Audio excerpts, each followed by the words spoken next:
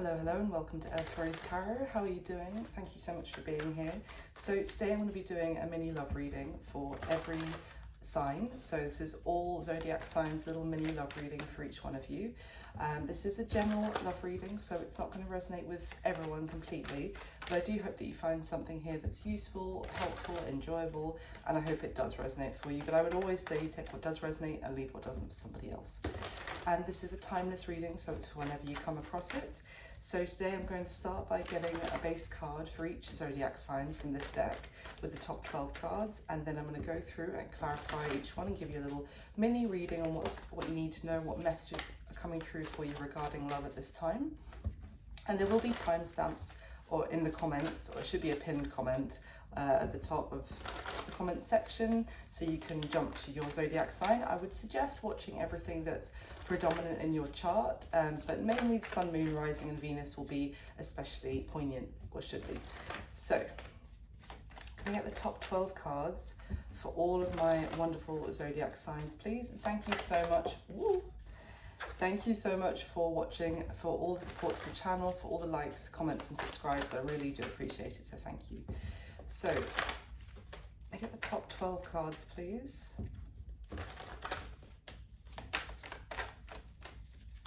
Give it a good shuffle. Okay, there we go.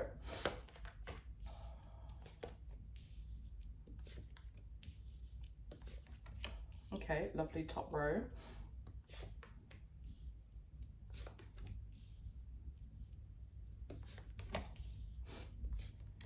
Okay, very interesting. Wow. Okay. All right. So at the bottom of the deck, so wow, the overall energy for everyone today. So regardless of your sign, the overall energy, we have the 10 of Cups. So the 10 of Cups can talk about a lot of things. I mean, obviously it can talk about real happiness and contentment, and really feeling emotionally fulfilled, feeling a lot of like almost like a magical, daydreamy like happiness that I'm getting here. For some of you, on this 10 of Cups card, it's a statue of a couple that has kind of long been fallen to the bottom of the ocean and long been kind of broken down a little bit, like worn by time, and you know, so things have like started to fall off the statue, and you know, there's sea creatures gathering around it, but the statue still remains there at the depth of the ocean. That love, the emotion those two people have for each other is still there, weathering, you know, time. So it's could go in a lot of different directions for each of you, but definitely there's a lot of emotion that may be affecting every single person for them reading today. Okay, let's get into it. So the first position, we have Aries, and Aries, you have the Star. So this is Aquarius energy, but regardless of that, this is a stunning card to have for your base energy, Aries. It's telling me that there is someone going after their dreams. There's a bit of hoping and wishing, maybe a little bit of daydreaming going on here. Someone imagining what they want for themselves, which is the first step for it actually being able to come into your life as well, because if we can imagine it, we give the universe a chance to try and manifest with us. If you can't even imagine what you want, then we can't expect for that to suddenly arrive at our doorstep most of the time, I would say. So here someone is, I get a lot of like imagining what it is they want to go after, dreaming about this, daydreaming, and someone's got their hopes and their heart set on something which they want to chase after, that represents the wish fulfillment for them. Now, obviously that could be you or someone around you. Let me get some clarification for you, Aries. Let's use this deck for you. Tell me about this Star card for Aries, please, for this love reading today. Why the Star card? Yeah, the Moon just tried to flip, so that is a lot of,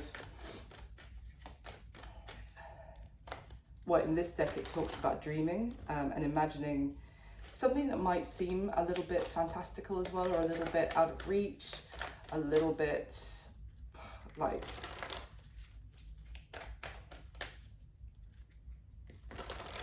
fantasizing about something that maybe someone would love to happen, but it just seems like a fantasy. Tell me about this for Aries, please. Why the star? Okay. Oh, death. It's flown out the deck. So we've got another major arcana and a Scorpio energy. But this is... Okay. Wow. Two of Wands and the Sun. And the Magician at the bottom of the deck. Good grief, Aries. This is a really significant, if this reading is resonating for you, this is very significant. This is also someone who has actually, they've had their heart set on something or someone for, I feel like quite a long time. They've been dreaming about something, and this could be someone dreaming about you, fantasizing about being with you, imagining what could be between the two of you. And someone is making a really big choice. And I was talking about manifesting with the universe, and then we get the Magician at the bottom of the deck. And in this deck, it talks about making a decision as well. And we have the Two of Wands and the Sun. So someone is making the decision to go after what will make them very happy. And it's going to involve a complete change to someone's life, to the way they have been living. But it's like remember I said the moon flipped around whilst I was shuffling, and now we have the sun. It's like someone taking what they were hoping for but keeping to themselves, and bringing it, but like keeping in the shadows and bringing it out into the light. Wow, what is it that they have their heart set on, that they're choosing? Holy shit. We have the Tower that's fallen out with the Chariot at the bottom of the deck. My goodness, Aries. I've seen like 7 major arcana in the space of a few minutes. Talk about a major choice. The Chariot is like, someone is going for it. Something that they have just maybe felt like it was at a distance for, like, or just out of reach for them. They're like, F it. They're basically, if there is some sort of structure in their life at the moment that is holding them back, or has been making what they wanted just a fantasy rather than something they could tangibly get hold of and have and be happy, then whatever that structure is, they are just blowing it up effectively, like completely changing the situation to be able to move forward. And it could happen quite fast, because we've got these two energies of sudden transformation, dramatic transformation is what I'm getting. And then the Chariot, and like even with the star, you see her like almost rushing to try and reach hold of, well, the star. Let me see, I want to get anything else for you. Let me use this deck. Anything else for, wow, I feel like this is something that someone's been like ruminating on for a while. What is it that they're choosing to actually go for? I still haven't got that yet. So tell me, what is it that this person is choosing to go for Aries? The Magician. Again, different deck. And the Three of Wands at the bottom. So for some of you, this could have been someone at a distance from you, or someone who's just been like planning and, as I said, ruminating, like thinking about the future, and maybe a little bit of procrastinating, but just a little bit of like watching and waiting for some time. And now it's just go time for you, Aries, basically. Again, what is it that they're going for, that they're manifesting, that they're choosing, they're going to make it happen? I can't make this up. The Chariot again with the Ace of Wands. Jeez. Aries, you have, if this is you, then you're going for whatever it is, and you'll know whatever it is. And if this is someone else, then this is a love reading, they're like, I'm going towards Aries, I'm having this passionate, exciting relationship with them. Good grief. Okay, just to finish, Aries, I'm going to get you a spirit animal card as well. Wow. So that's a great way to start the reading, Aries. So exciting. Someone, as I said, is making a choice, and you're seeing that the Two of Wands choosing between one of those two wands, and now, you know, we have the Ace of Wands choosing, making a choice and going for it. Taking fantasy into reality. Give me a card, a spirit animal card for Aries, please.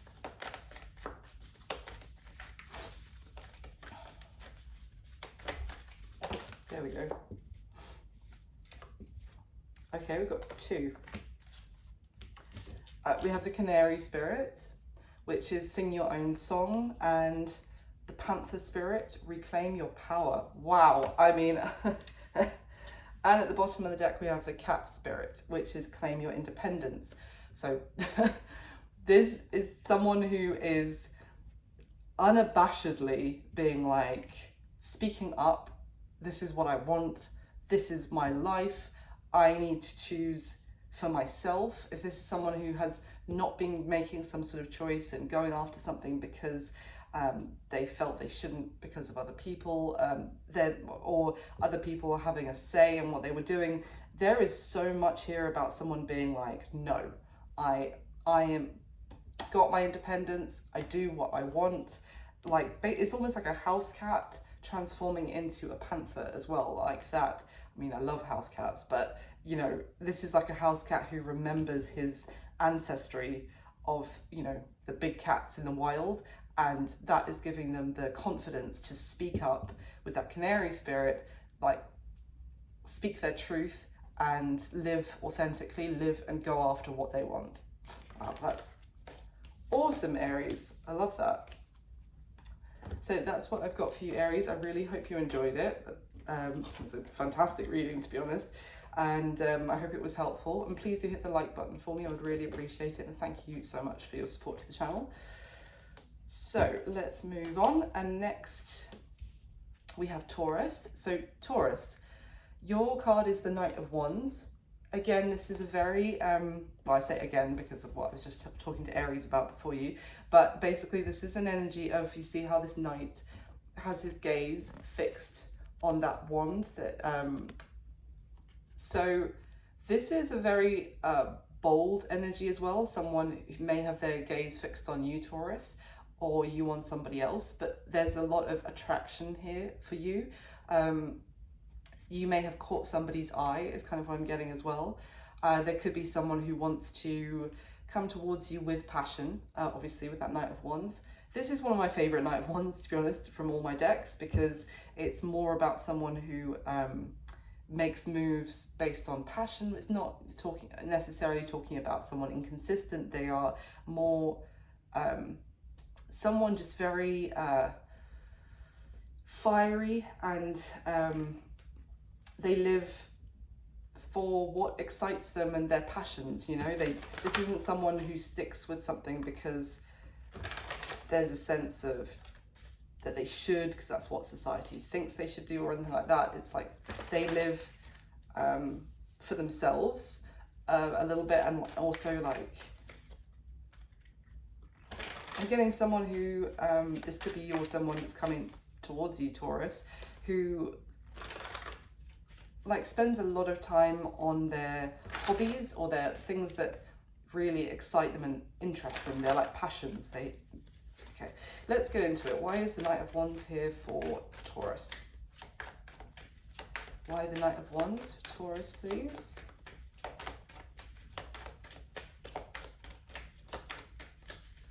For Taurus.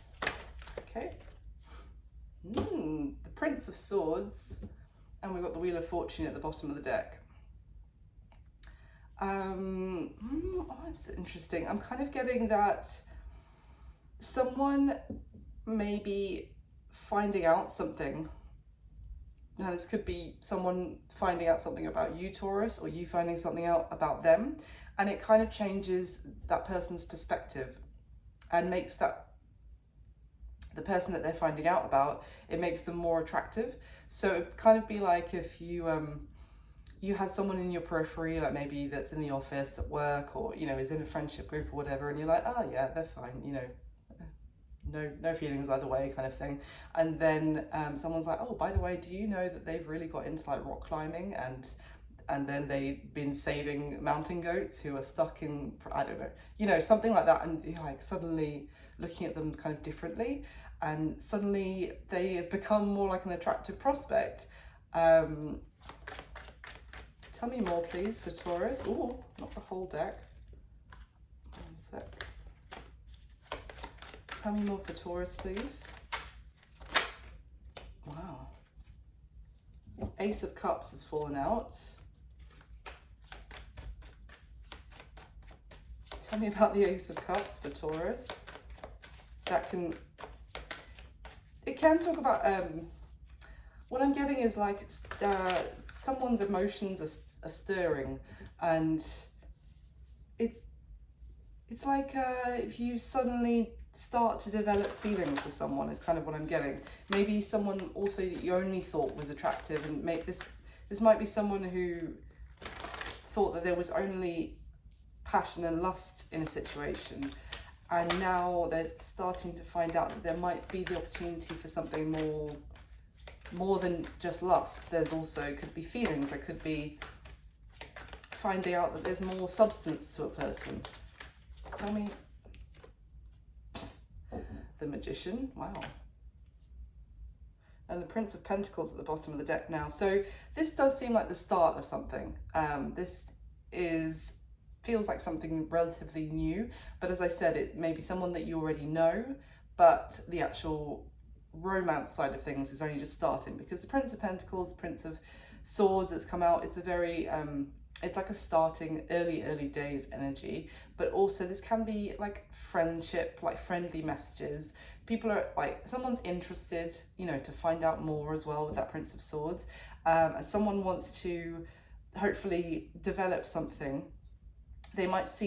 Someone might be seeing the potential of this to go from a friendly acquaintance into a romantic new relationship. And they're just going to be, I feel like, taking it a little bit slow and building on, it's like also when I'm getting Taurus, someone is attracted to the other, or you're attracted to each other, but someone wants to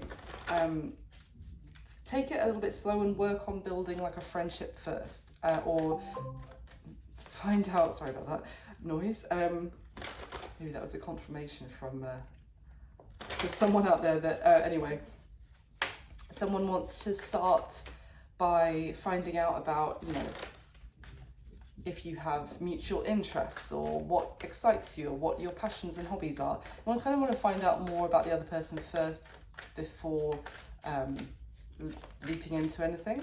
Anything else from this deck for Taurus, please? Eight of Swords, okay, with Judgment at the bottom of the deck.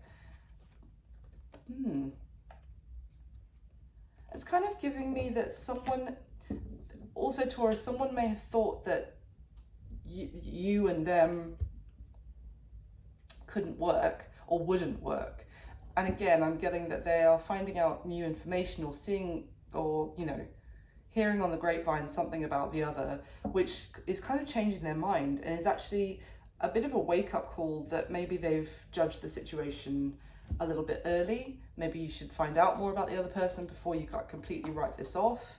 Because the Eight of Swords is like two people who are kind of stuck looking in opposite directions, like they can't get on the same page, and they're surrounded by swords pointing down, which is, it's like these conversations between you and them haven't even happened where you've kind of had the chance to be like, oh yeah, I see, this isn't going to work. It's just like a predetermined, like, well, I'm sure that they're just, you know, X, Y, and Z, so it wouldn't work. And it's like, hold on a minute.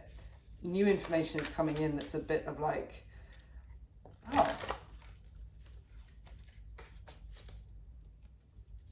fresh take on the situation. Anything else from this deck for Taurus, please? Ooh.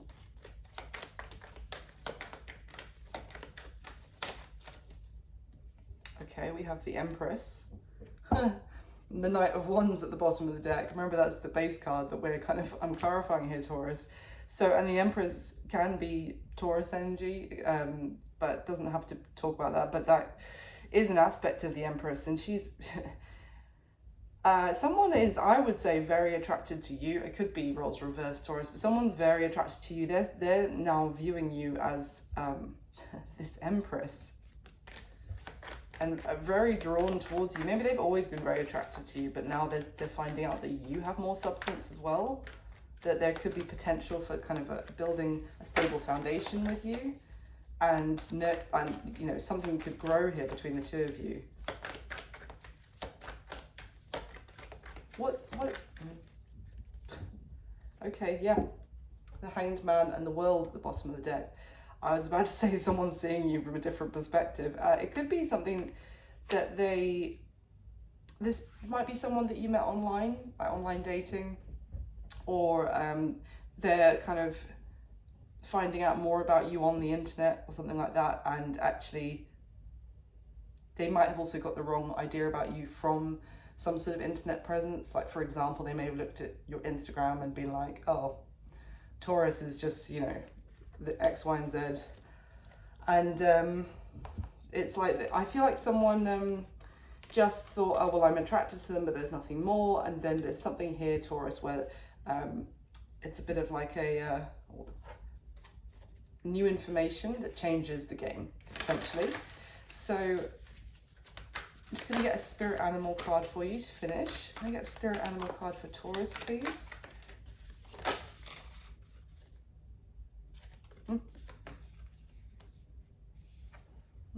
Okay, I'm going to take these two. There was one other that kind of flipped around, but these two actually fell out. So we've got the koi fish spirit, which is there is always enough, and the bee spirit, which is sweet results await. And the bottom of the deck is the skunk spirit, which is know your worth. So what I'm kind of getting is,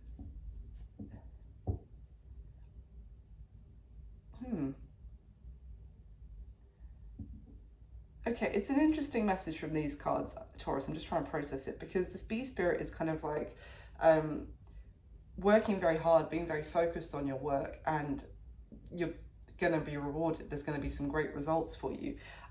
This is someone really fixated on what they're doing, the work that and being very passionate about what they do, and maybe even working in a community or with others, and all being very focused, like all being really passionate about the work that you do. And then this koi fish is, someone may feel like they're doing so well, and they are kind of rising in the ranks, if you like, and doing kind of better, but they might feel like how do I put this? Like they're not going to get enough attention, or that they are not going to be rewarded enough for everything that they're doing. But it's like, because they might feel like they're, for example, like working for a small company that can't actually give them the benefits that they deserve for all the, like, even if they wanted to. But it's kind of saying, no, you will be, the results will be worth all this work as well. Like, even if you are in what you would imagine is a small situation, is kind of what I'm getting. The skunk spirit is like, it's not what it says in the book, but it always makes me think of like, if someone can't take you at your stinky moments, then they don't deserve you at your cute and little fluffy skunky moments. So it's my point is that it's like no one's perfect, and if someone is put off by someone's imperfections, then I don't know if they're really worth your time as well, because no one is perfect 24/7 is what I'm getting from this card. So a mixed message with these spirit animal cards for you. It just seems like you also may be actually having a bit of a glow up, Taurus, or experiencing some rewards for your hard work, or like really being recognized. And it could just be talking about that whilst all this is going on for you, maybe you're like developing into like an empress at this time. There could be someone around you who judged you from when you weren't quite where you're going to be getting to. Like they judged you when you were in in the hard-working grind stage, and now they're looking at you when you're getting all your rewards, and suddenly they're more attracted to you. And it's like, but did you want me when I was just working my ass off and grinding, or do you only want me now that I've got the rewards? That is what I'm getting. Sorry, that took me a minute to get out. So that's just a side note for someone out there. I hope you enjoyed your mini reading, Taurus. Thank you so much for watching. Please do hit the like button for me and subscribe to the channel if you want to. And thank you again. So moving on now, we have Gemini. So Gemini, your card today is the Knight of Cups. Another lovely card to start off with. I would suggest that there could be someone who has set their sights either on you, or obviously you can reverse the roles, and this person would see you as someone very loyal, maybe a little bit introverted. They might see you as, or as again, this can be roles reversed, or just someone a little bit stoic and you know, protective as well of the ones that they love. They're viewing you as that, is kind of what I'm getting from this Knight of Cups card. This person who's got set their, or is kind of like, I'm getting like Cupid's arrow has hit this person and they have started to develop real feelings for you. But I'm really drawn to the fact, I don't normally notice this, but on this Knight of Cups, the knight is in a ship, and the flag being flown on the ship has a bug on it, which it's just looking to me like a wasp. So it's, and this knight is also holding a harpoon, which I always find a little bit odd, because it's like a harpoon, whatever it hits is gonna hurt. You know, if you're trying to like set your sights on, you know, if you were the whale here, Gemini, and you're the person who's falling in love with you is like the whale hunter with a harpoon. But if when they strike that harpoon, it's gonna hurt. So it's a mixed message here, because and also the wasp on the flag is kind of, it's let me get some more. This is a weird energy I'm getting off of this Knight of Cups. It's like this could have been a situation where someone fell in love with somebody else or started developing feelings, but for some reason it ended up hurting. Like it may have been felt unrequited, or it might have been like it hurts because someone fell in love but they couldn't go towards that person because they were already committed elsewhere, for example, or the other person wants. So it's like a bittersweet falling in love. Focus more on the bitter, because it's like I've developed feelings for them, and the Knight of Cups is generally such a sweet romantic energy, but it's like there was a sting in the mix. Let's get some clarification for you, Gemini. What is this message for Gemini, please, today? Tell me about this for Gemini. Ooh. We've got the Four of Swords here with the King of Cups at the bottom of the deck. So the King of Cups in this deck is someone who's really fixated on like the absolute treasure that they feel like they've found, and they don't want anyone else really getting near it. It's a very like a little bit of a possessive, loving feeling, but it's one where, you know, it's paired with this Four of Swords, which is someone who hasn't been able to speak on their feelings, or maybe still unable to speak on them. It's kind of what I was saying of having feelings for someone and being unable to express it, which is the sting. It hurts that someone has fallen in love here, and really has, with the King of Cups. If you see the expression on that dragon's face, this is the pearl, the treasure, is representing the person that this king has a lot of great feelings for, and really is like this person that they've fallen for is a treasure that can't be replaced by anybody else. It's incomparable.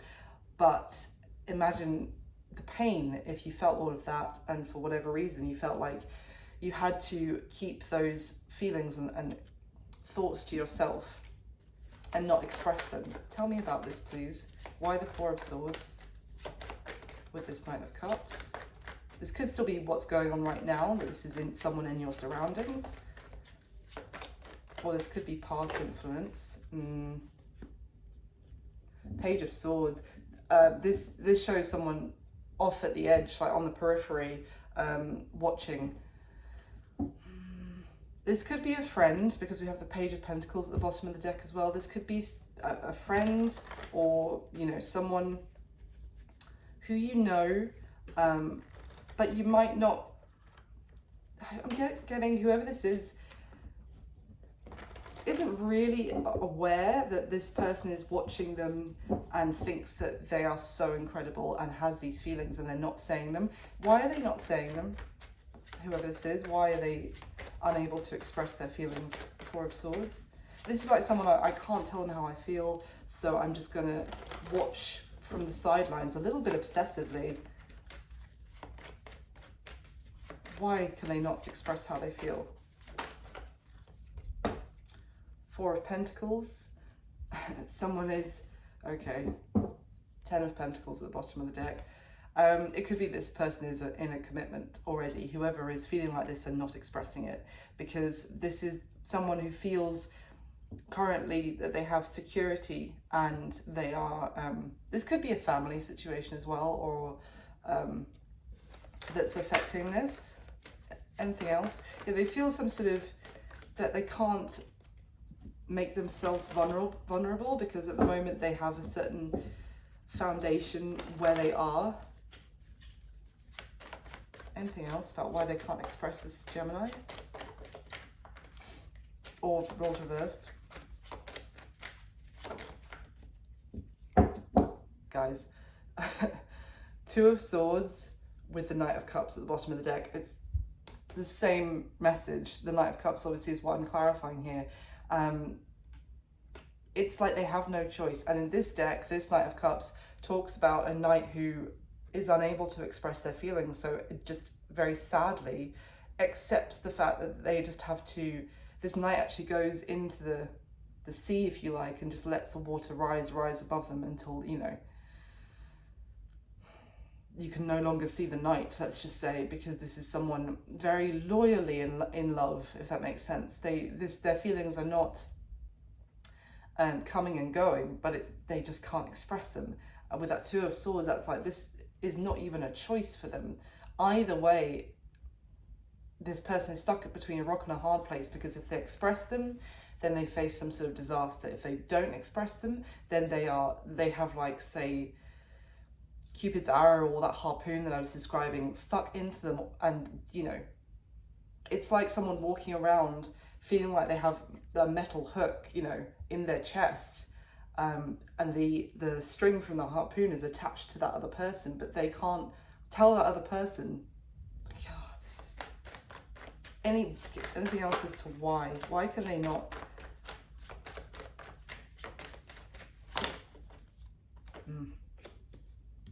Five of Wands, because there would be arguments, there would be drama. Seven of Pentacles at the bottom of the deck. Someone has got some sort of investment with somebody else, which means that it would just lead to chaos and arguments. Anything else you can tell me? Is this, so the message here seems to just be, maybe Gemini, if it's not you, it's somebody else, then just letting you know that there's someone around you that's feeling like that about you. Is anything going to change here for Gemini?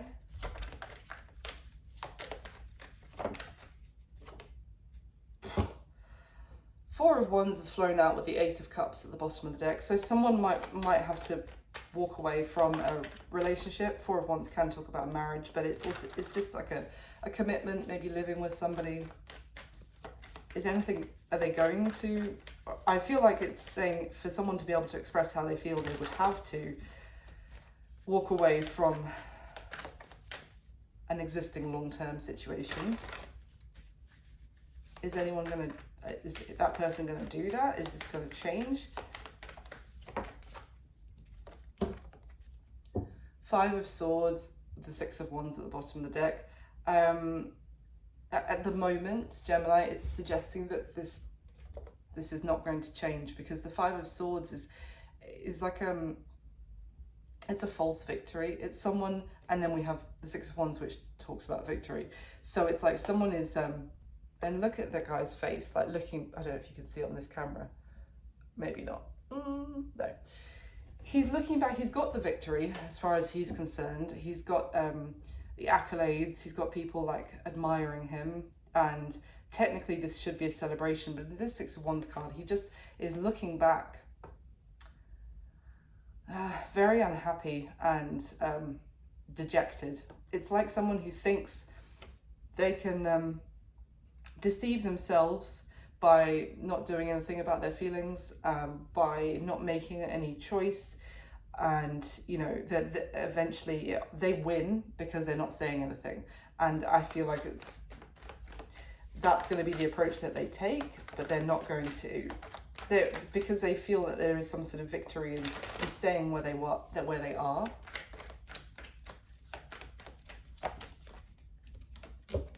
The Chariot in reverse. Cancer energy, but yeah, Gemini, essentially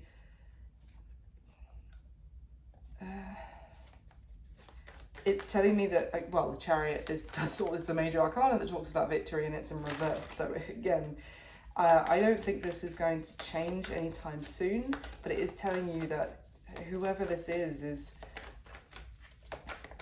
not moving forward, like, honestly. They're kind of, as I said, they're trying to deceive themselves.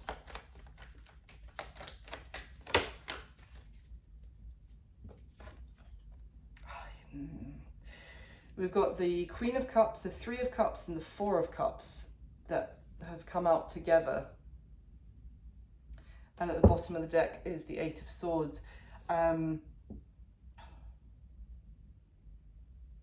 Someone might try and keep somebody, or has been keeping somebody as a friend, and not, like, basically saying, oh, I don't want anything else more than friends, because we have on that Four of Cups card, there's three cups standing there at the bottom, and then it's come out with the Three of Cups, and then that other cup that's being offered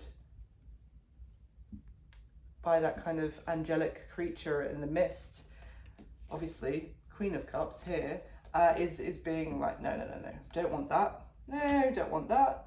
And Eight of Swords, it's someone blindfolding themselves, putting almost, I'm getting like putting a guard up of things that they think, so that they don't make any moves. Let me get a spirit animal card for you, Gemini, to finish off. I hope that reading was useful for someone. If it resonated, please do leave me a comment and let me know. Let's get a spirit animal card for Gemini, please.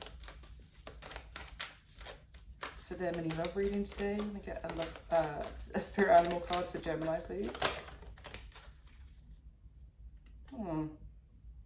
It's interesting. Actually, they've come out in reverse.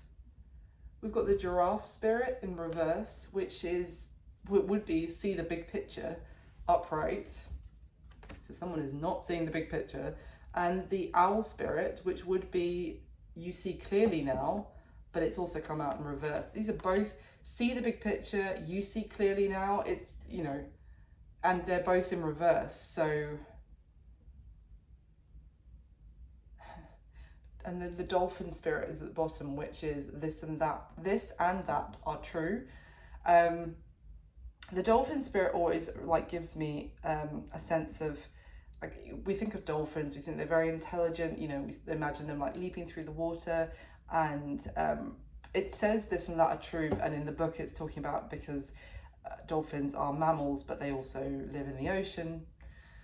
So it's like they are both ocean creatures and also mammals. I don't know about that, but for me the dolphins represent, you know, you imagine schools of happy dolphins. They're very friendly with humans as well, and they're also always like making those cute little dolphin noises, and it's like seems very joyful and happy. But I'm kind of getting like someone is, well, I mean, we have the Two of Swords and the Eight of Swords I showed you, both of which the the people are either they have their eyes closed, they refuse to see the truth of a situation, they are, or they're blindfolded.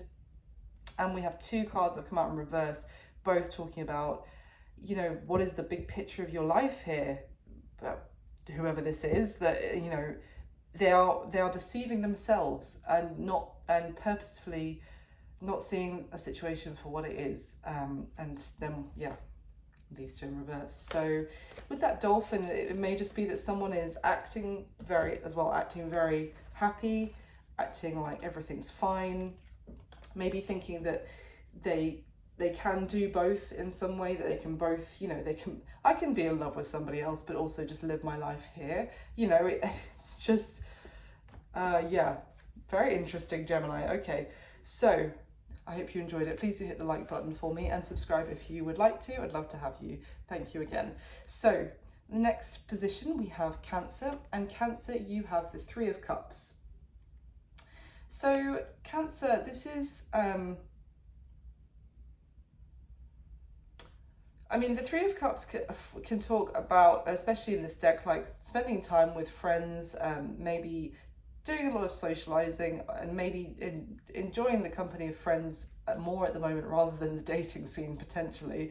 I'm really drawn to the fact that they're a little, all I can see right now is that little frog that's in like the water that the three people are hanging out in.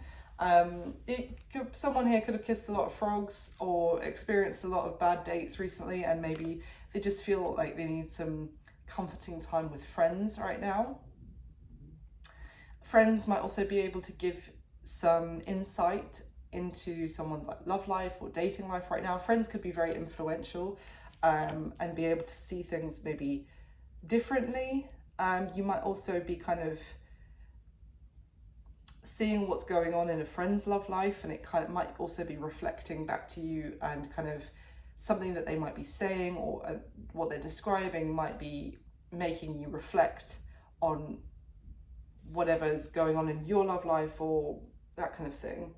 Let me get this deck, but let's see. Tell me about this Three of Cups card for Cancer, please. For Cancer's mini love reading today, why is the Three of Cups here?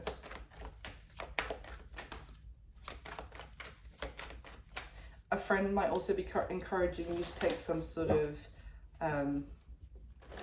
risk or leap of faith in your love life. Take a chance on someone. Why the Three of Cups? Ooh, Two of Swords in reverse with the Magician at the bottom of the deck. So for some of you, you might have some sort of decision that you need to make when it comes to love life. And it could be that you're getting advice from those around you that care about you. Wow, the Lovers. Could be a choice between two people, Cancer, and but I got more the fact that you need to make a choice that you've been avoiding, and you're kind of getting out of the stage of avoidance and into a stage of let's do this. Either way, I'm going to do something. It might be a choice between two people for some of you, but it could be that you're dating two people and both not exclusive or something, and you need to actually decide on one or the other at this point. For others of you, it could just be that you were maybe, as I said, a little bit closed off to love, and you might kind of be meeting someone or getting to know someone who's actually changing your mind, or like making you more open-minded to what might happen. Let's see. I feel like the energy of going from a stalemate or even being in a rut of some sort, or a stagnant energy, into let's do it. Tell me about this for Cancer. Ooh, we've got the Devil that's come out. Let me go. The Devil, sorry, I can't show you most of it, with the Eight of Swords at the bottom of the deck. So, but I think this is changing. There could have been something hanging over somebody which was keeping them in that Two of Swords and Eight of Swords energy of like, and now that Two of Swords is in reverse. So someone may have felt stuck, or they may have felt like a situation was hopeless, but this could have been like negative thinking or anxious thought that was like oppressing somebody and making them feel like almost like a inner saboteur, or like a negative energy that someone had that was like, no, you're not going to be able to do that, no, you can't do that, kind of thing. And it's like someone recovering from that, or maybe getting some insight from, again, people who care about them, which is shaking them out of that energy. Four of Wands has fallen out. Wow, Four of Wands are the Lovers. What is, whoa, and the bloody hell, the Empress. Wow, why the Empress and if the Emperor comes out, because the, okay, no, we've got the Queen of Cups, which is your energy, Cancer. Damn. Strength at the bottom of the deck. I mean,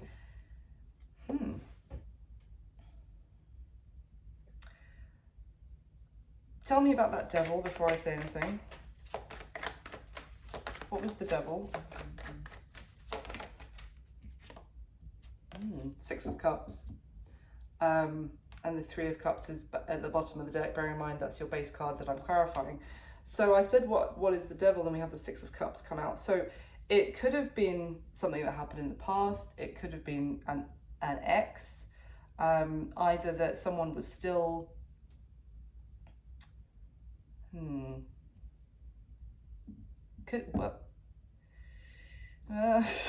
sorry, Cancer. I just don't want to, because I don't want to say it unless I'm sure. Why the Six of Cups? What's happening with the Six of Cups? The Sun in reverse.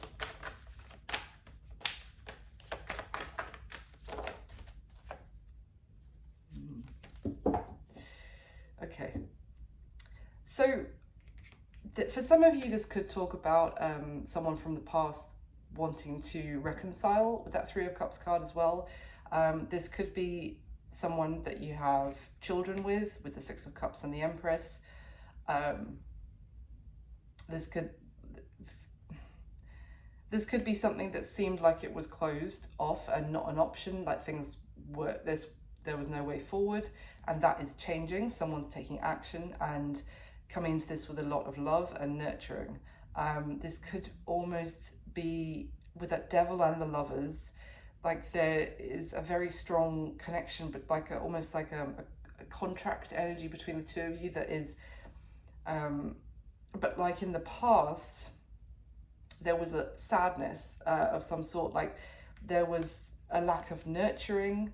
Maybe someone felt very abandoned or neglected, because one person was very focused on working, or needed to work on themselves, or they were just focused more on their own hobbies or their own career, and in the process they let the connection between the two of you kind of become neglected, become overlooked, and start to deteriorate because they were no longer putting in the effort there. That's the strongest message that I'm getting. I feel like this could have been someone that potentially someone was married to, or was in like a lived together. Tell me anything else.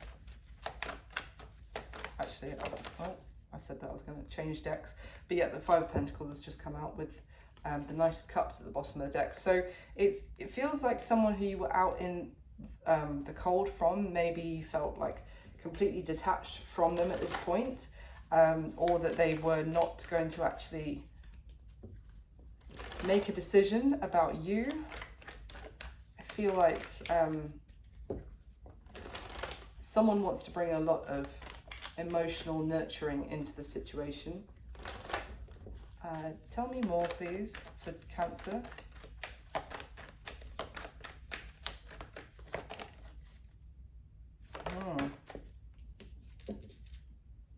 Wow, we've got the Hierophant that's come out with the Eight of Pentacles at the bottom of the deck, and the Six of Swords. I strongly get that someone doesn't want you to get away from them, Cancer, or obviously the roles can be reversed. This could, as I said, have been a long-term commitment. When we have the Hierophant, it's like someone feels like you may be getting out of reach from them, and they want to make some sort of gesture, do something before you get away. Like the two of you are still tied into this together in some way. Anything else?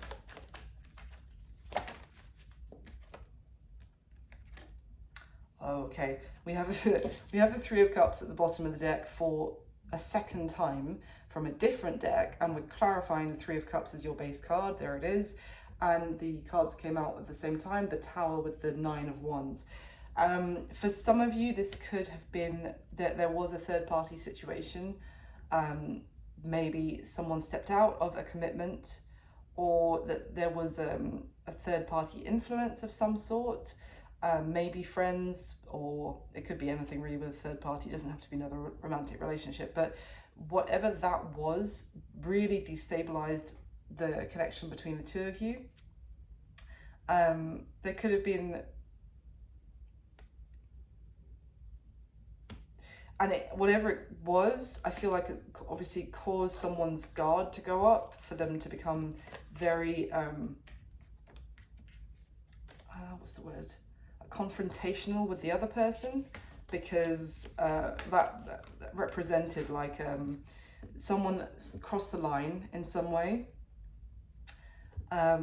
Maybe that person got blocked, for example, but if someone is doing something here for the other person to essentially give them another chance to meet up, spend time together, and to try and get them to unblock their heart effectively, and give their nurturing, loving energy to the relationship again. Give me a couple of, we're just going to finish off Cancer, sorry, with a spirit animal card. Can I get a spirit animal card for my Cancers, please? Whoa, whoa. Hang on, like 5 fell out, that's too many. Let me just get a spirit animal card for Cancer, please.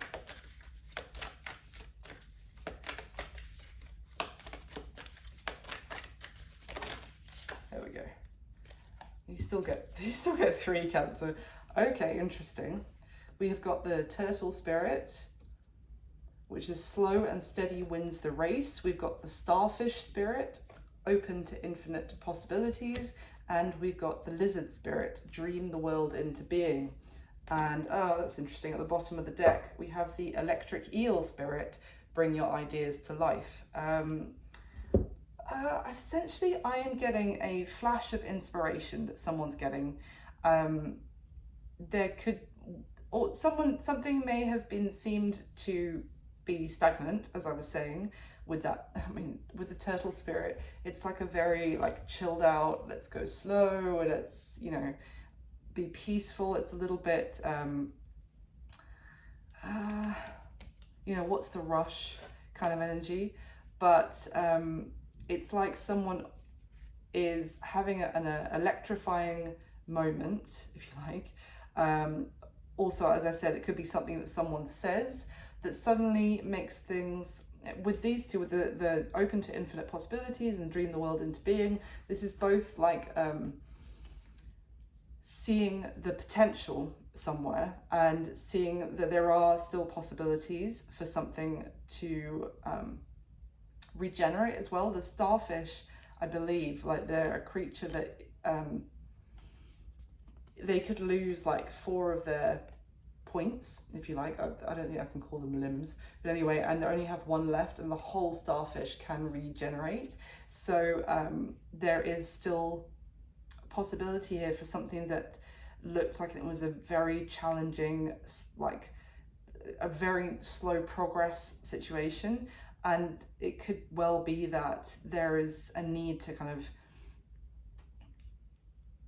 how can I put this, like open up your mind to possibilities and you know, get out of the feeling like blocked and that stalemate. Two of Swords, like there's no choice, there's no options, you know, and actually start to imagine, well, it would work if we could do that. Would that be possible? Or what about this? You know, and start to think up solutions rather than just seeing blockages. That's what I've got for you, Cancer. I really hope you enjoyed it. Please do hit the like button for me and subscribe to the channel if you haven't already. And thank you again for all the support. So these are coming out quite long this time, so this is going to be a very long video. It'll probably take about a week to upload onto YouTube, but let me carry on. So next we have Leo. Leo, your card today is the Death card. So is Scorpio's major arcana. So there is major transformation happening, Leo, in your life. This could even be major transformation for you about like who you are, your identity, like what it matters to you. I feel like a very personal shift about this. Maybe even your outward, not so much your appearance necessarily, but just more how you want, what's important to you, like maybe a shift in, you know, your perception of others and how they perceive you could be changing. It's like you're going through a very significant moment of personal development, effectively. Let's see how that ties into your love life. So tell me about the Death card for Leo, please. Whoop. Tell me about Death card for Leo. Ah, okay. Okay, so the Five of Cups came out, and we've got the Lovers at the bottom of the deck. So this transformation could be fueled by someone's regret and sadness, maybe even in the loss of, or the feeling that they might have lost someone that they love.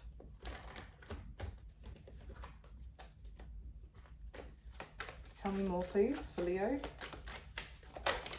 Oh, wow. So the Ten of Cups has come out in reverse, which, I mean, the Ten of Cups is, remember, the overall energy for all the zodiac signs from the original deck.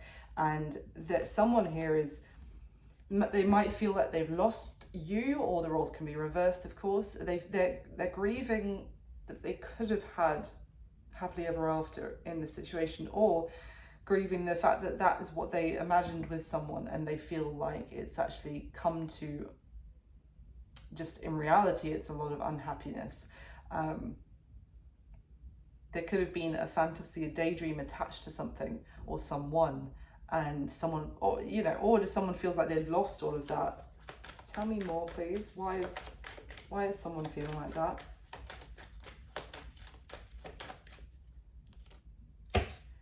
The Queen of Pentacles has come out with the World at the bottom of the deck. So the Queen of Pentacles is Capricorn, Virgo, Taurus energy. She's also like the commitment partner queen of the deck. She's like the wifey material queen, if you like. She's someone that you can have long term with. And the World is like, the World in this deck are like a couple standing together, and it kind of talks about like the soulmate union, being in union, these two people who really, everything feels very complete and correct and fulfilled. And these are two people that can create a whole world together as well, and maybe even, you know, start a family together. So why is someone feeling, oh,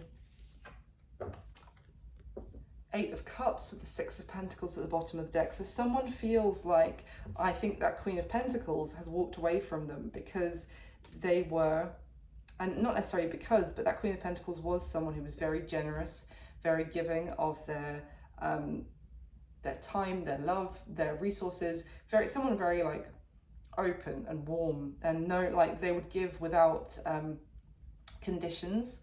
And you know, this could have been that whoever sat in this sadness, this Five of Cups energy, maybe feels like they didn't really deserve that Queen of Pentacles, and it's like a self-fulfilling prophecy that now she has walked away from them. Why the Eight of Cups? Why did this happen? Five of Wands with the Empress. So they could have walked away because there was some sort of conflict, some sort of argument, or like a disagreement. It could have been, for some of you, it could have been someone's mother was involved, or, you know, someone had a clash with somebody's mother. It doesn't have to be that, of course. Otherwise, it's just that there was two people in conflict. They couldn't get on the same page. They weren't being a team. They were fighting against each other. And I feel like this, if this was the Queen of Pentacles energy who detached or walked away, which obviously that could be you, Leo, or the roles could be reversed, then this person ended up being like, I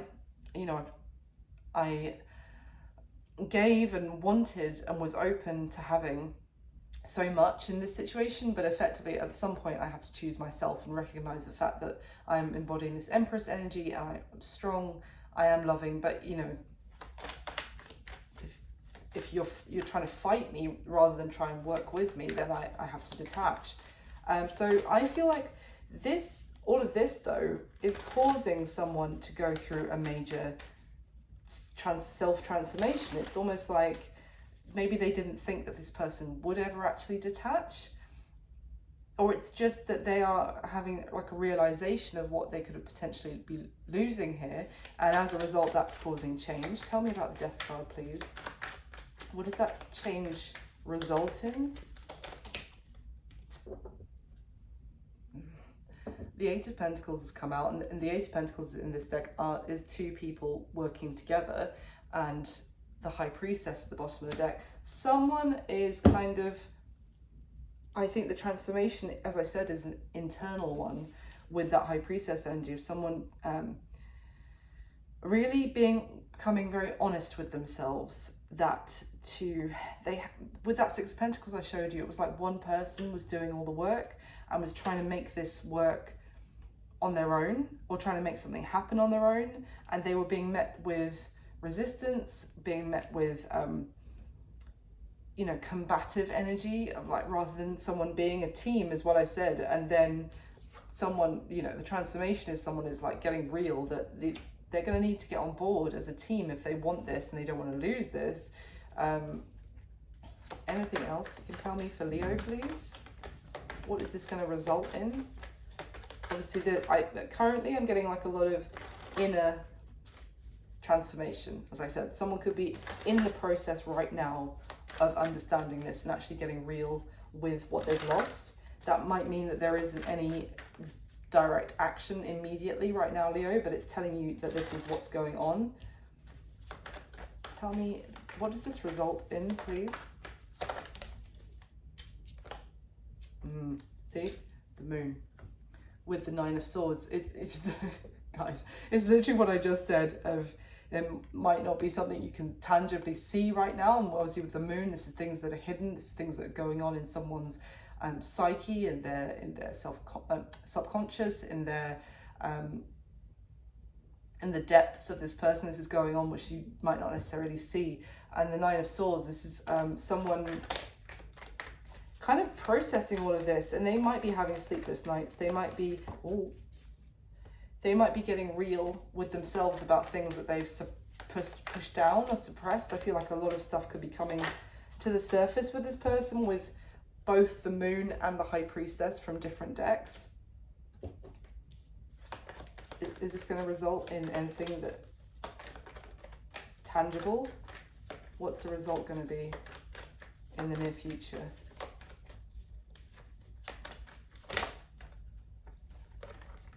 Hold on, so many cards. Okay. Oh, very interesting. So we have the Magician that's come out, which has come out for about 4 signs, and I'm only on number 5 so far. So there is a strong energy in this reading so far of like time for action, time to make something happen. And the other 2 cards that came out with the Magician, the Six of Pentacles and the Nine of Cups. So, and you see how this Six of Pentacles, I mean, technically this person is giving to 2, but let's focus more, I'm focused more on the fact that there is an equal effort of 3 Pentacles here, 3 Pentacles here. This is a very balanced Six of Pentacles, and each person is being given like reciprocal effort, rather than the other Six of Pentacles card I showed you where it's all one person giving to the other. I feel like this is someone, again, I just get the sense that they know they need to get real with themselves. And this Nine of Cups is a very dreamy energy. You see all the clouds around them as well. This is like someone imagining what they could have, but they're learning that they need to get on board as a equal team player. And we have the Three of Pentacles at the bottom of the deck. My sense is that this is someone realizing and getting real with themselves. It's fueled by a loss, what they perceive as potential loss of their happily ever after, but they're realizing that they might be losing it because it was one-sided, and they need to get on board if they want this. A lot of inner work, a lot of inner transformation going on right now, either for you, Leo, or this person. Let me just get you a spirit animal card to finish up. You get a spirit animal card for Leo. Wow, oh my God, I love it. You get the butterfly spirit. The message is transformation is beautiful. Yes, it is. And the deck split whilst that like immediately snapped out. And we've got the elephant spirit, which is learn from the past, and starfish spirit, open to infinite possibilities. Wow, Leo, I mean, that is incredible. The butterfly spirit is the 11 card as well. So some of you might be seeing 11 as like a confirmation. But that's, I don't think I need to say anything else, because it's literally the card of transformation. And I think I've said that word about a dozen times in the last 10 minutes.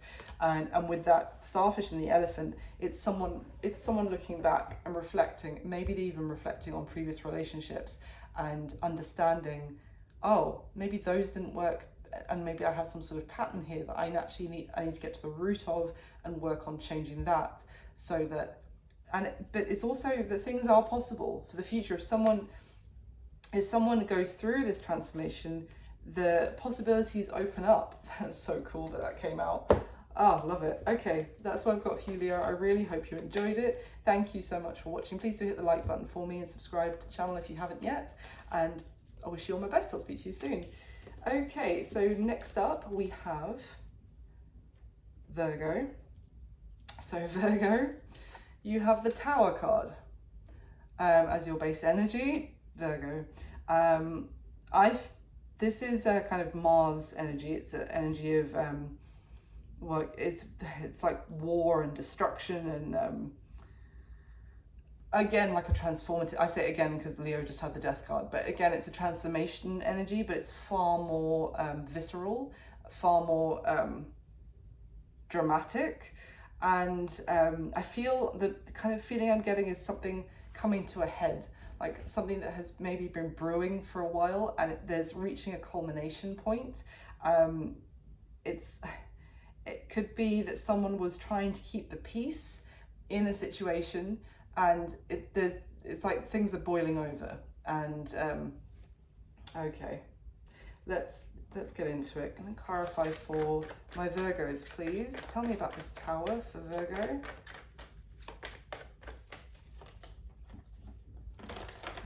Be a little bit of like an emotional, I'm getting like if someone's been bottling up their feelings, things are spilling out over. It's like the lid could only be kept on this for so long, and the lid is like pinging off into the other side of the room, and everything, wow, is it could be the catalyst could be some sort of truth that's being realized or being spoken, something that maybe someone was trying to avoid saying to keep the peace, and now it's coming out.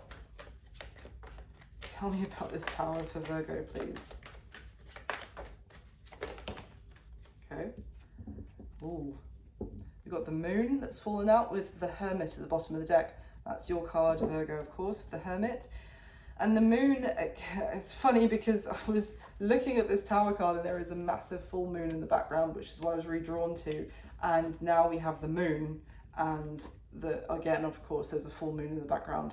I was going to say this could be significant around the time of the next full moon. Unfortunately, I haven't memorized that. So, and also this is a timeless reading. So whenever the next full moon is for when you come across this. That could be significant for something around then. But going back to the cards, of course, the moon is literally talking about things that are kind of kept under the surface and that is not out in the open, and the things that are hidden. And I was talking when I was shuffling about potentially a truth coming to light. The Hermit could be that someone is finding something out. Now, it could also be, these are three massive major arcana as well, but they're all kind of very, kind of telling me that either something that was hidden, someone's finding out, or someone has gone on more of like an internal journey and they're getting potentially enlightened about something, which is maybe even something that was buried inside them that they didn't understand, they didn't realize. This coming to the surface is going to cause this Tower. Tell me about this, please. The Moon and the Tower. Ace of Pentacles has fallen out with the Lovers at the bottom of the deck.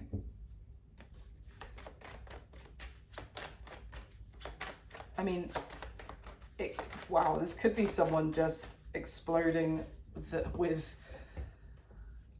they may have been keeping hidden the fact that they wanted something either with you, Virgo, or this is vice versa, and suddenly it's just coming out that they want to make some sort of big offer or gesture, or have, make a move towards somebody that they have feelings for. But tell me more. Why the Moon?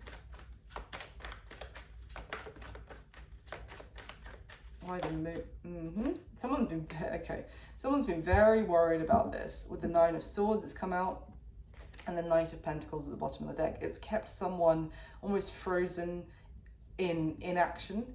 They're concerned, they're worried. Someone has kept this hidden. What is the Ace of Pentacles? Also the Ace of Pentacles is what that Knight of Pentacles is carrying, but hasn't been making any moves. So what is that Ace of Pentacles that they want or is being offered?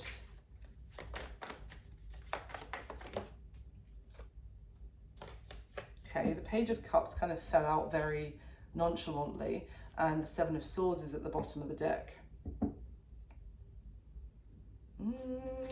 What?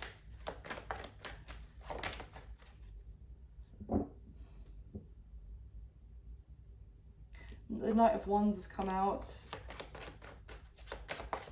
Why was that Page of Cups with the Seven of Swords, please? This is... Wow. Ten of Cups with the Ace of Wands. Okay, I get it. Sorry, it took me a second. The Ten of Cups again, bearing in mind that the Ten of Cups is the overall energy from the original deck. And we've got the Ace of Wands and the Ace of Pentacles. I feel like that Seven of Swords was the fact that someone has kept their intentions in terms of what they want with someone hidden. It's like someone who's really stressed out about actually something that is really beautiful. It's like someone wants passion and also wants something real and tangible with someone is very attracted to the other person. And this Knight of Wands came out like this, like sideways. So Virgo, this is either you or somebody else who really wanted to go towards someone and gather them up in their arms and embrace them and tell them I adore you, let's be together, let's start a relationship, let's have passion together, etc. This would be like my happily ever after. It's like potentially someone built this up in their head too much as well. They may have put the other person on such a pedestal of that this would be the be all and end all, that they then started overthinking it and start worrying about all the potential responses that person could give them, or kind of they worried themselves out of doing anything. They may have also felt like it was hopeless, that the other person would never be interested in them, but I feel like they might just explode and express the truth of how they feel. It's like they may have, with that Page of Cups that came out with the Seven of Swords, it might be someone who's made it clear that they care about the other person, but they've kept it very small. They're like, oh yeah, of course I care about you, but inside they're like, I love you, I want you forever, kind of thing. That's what I'm getting. But with that tower, this is an explosion. This is not like they're going to be able to hold it in any longer. Tell me anything else for Virgo, please. Talk about an explosion, jeez. Anything else for Virgo, please? We have got the Hanged Man that came out sideways. The Three of Pentacles with the Queen of Pentacles at the bottom of the deck. That is your energy, Virgo. I feel like someone has... oh, the Hanged Man sideways. It's like... As I said, they haven't been taking any action. They've kept themselves stuck. As I said, they've like worried themselves into not doing anything. I mean, what I'm getting with this person is like they are these two cards that came out sideways, the Knight of Wands and the Hanged Man. But like, if you think about those energies, the Knight of Wands is like, go, go, go, now, passion, let's go for it. And the Hanged Man upright is like, not doing anything, not moving. I will stay just as I am right now.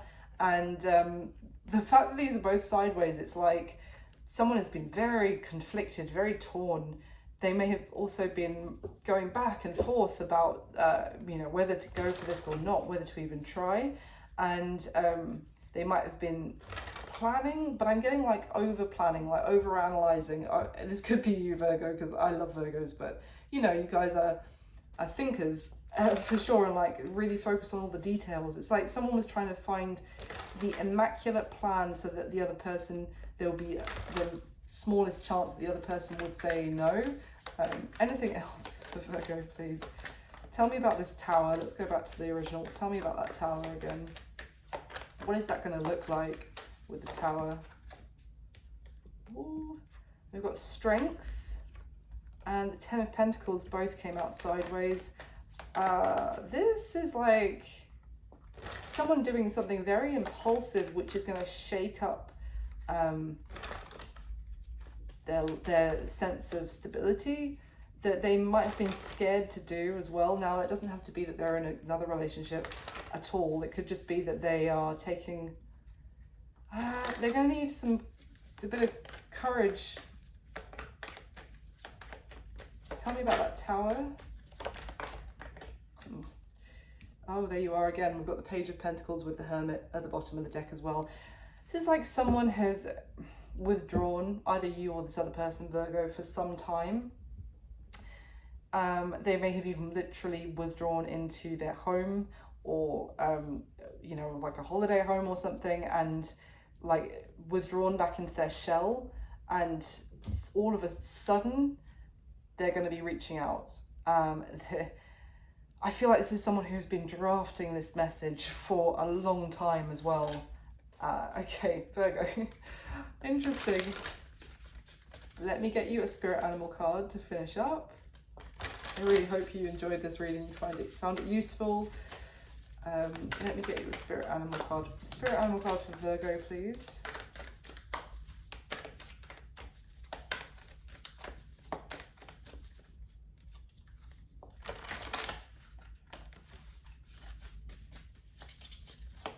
Spirit animal card for Virgo. There we go.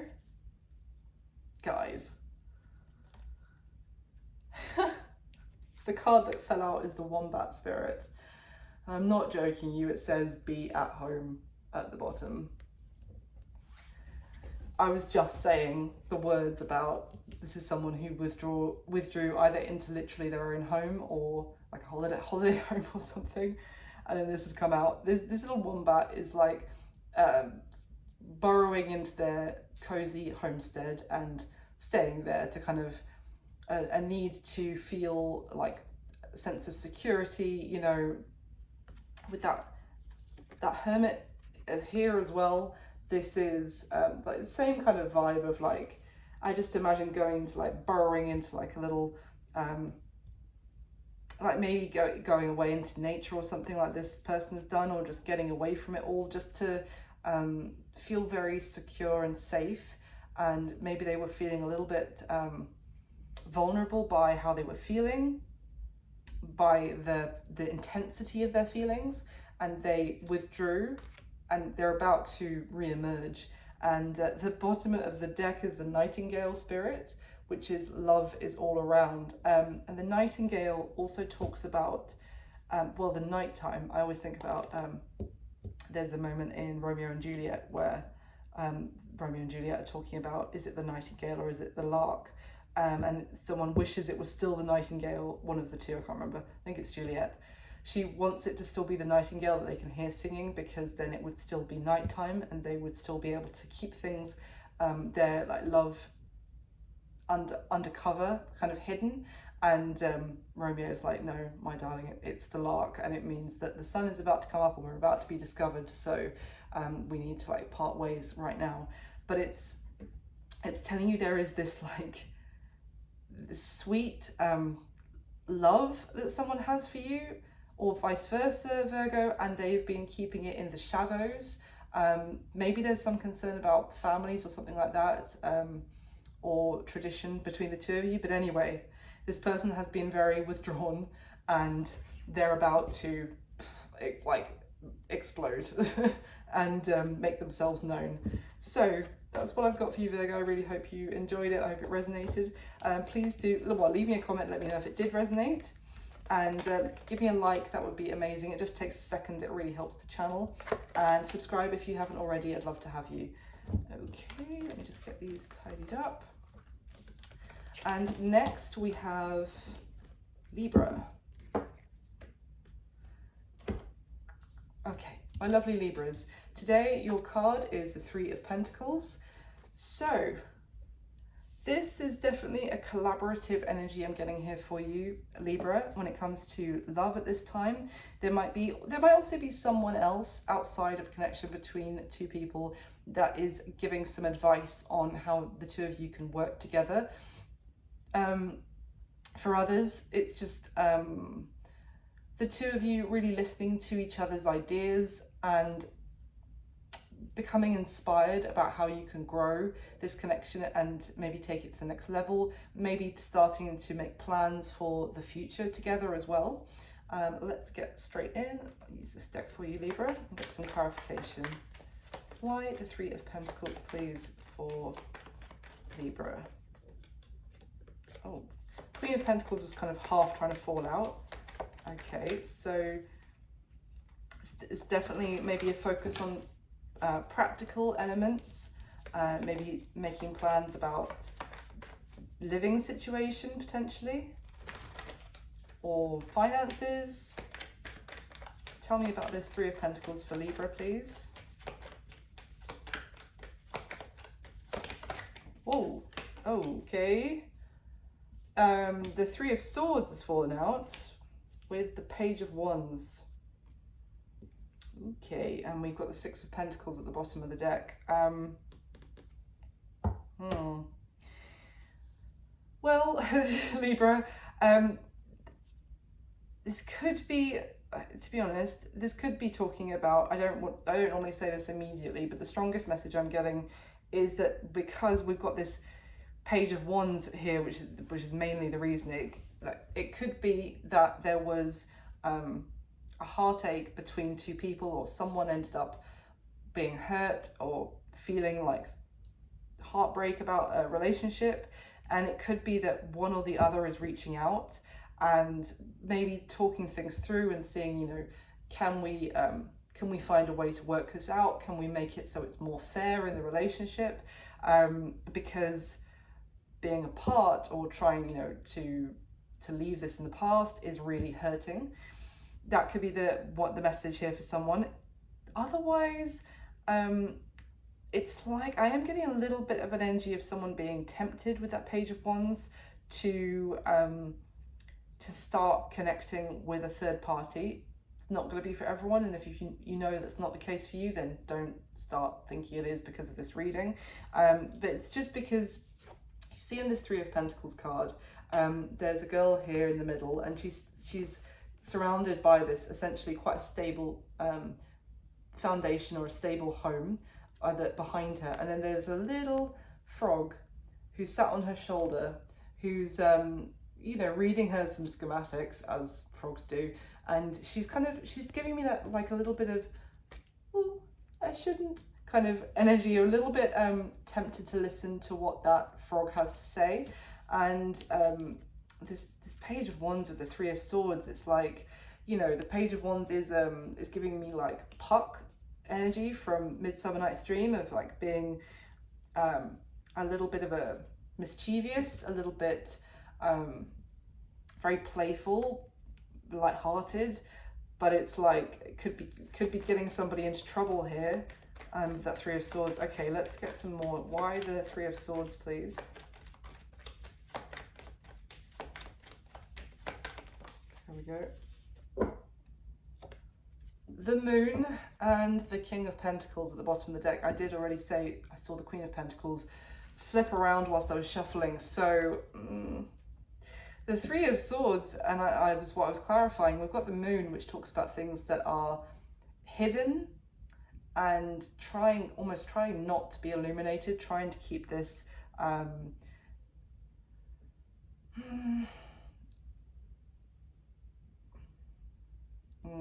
trying to keep something like from becoming exposed.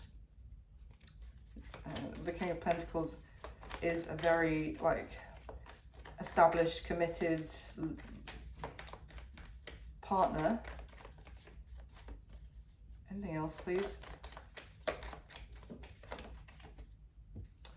We have got the Knight of Pentacles and the Knight of Cups. Okay, interesting. So it could be more that someone might not necessarily be in a relationship already here, Libra. It might just be that they are torn between two options, because we've got two different knights here that have come out at the same time. And I keep saying about there being three people here. It could be that one person is far more, you know, that King of Pentacles energy, far more probably good on paper, and someone that would be good for the long term. Maybe you can see a future with, that you could make plans for the long term with. And there's someone who might be stirring a little bit more of like romantic or exciting feelings in somebody with that Knight of Cups, like someone who's very charming or is very good at saying the right thing as well. That could be more the little, you know, tempting frog on their shoulder. Let's get some classic Rider-Waite on this one for you, Libra. Tell me about this Three of Pentacles. Anything else for Libra, please?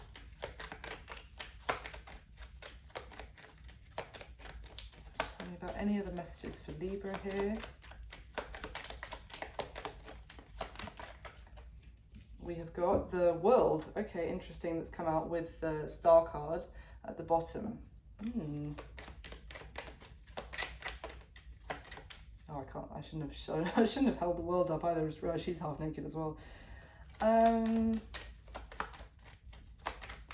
Interesting. I'm kind of getting that there could be someone on the brink of kind of, now this isn't you, Libra, roles could be reversed, or obviously this might not be your reading, but what I'm getting is someone right on the brink of getting exactly what they wanted, what they wished for.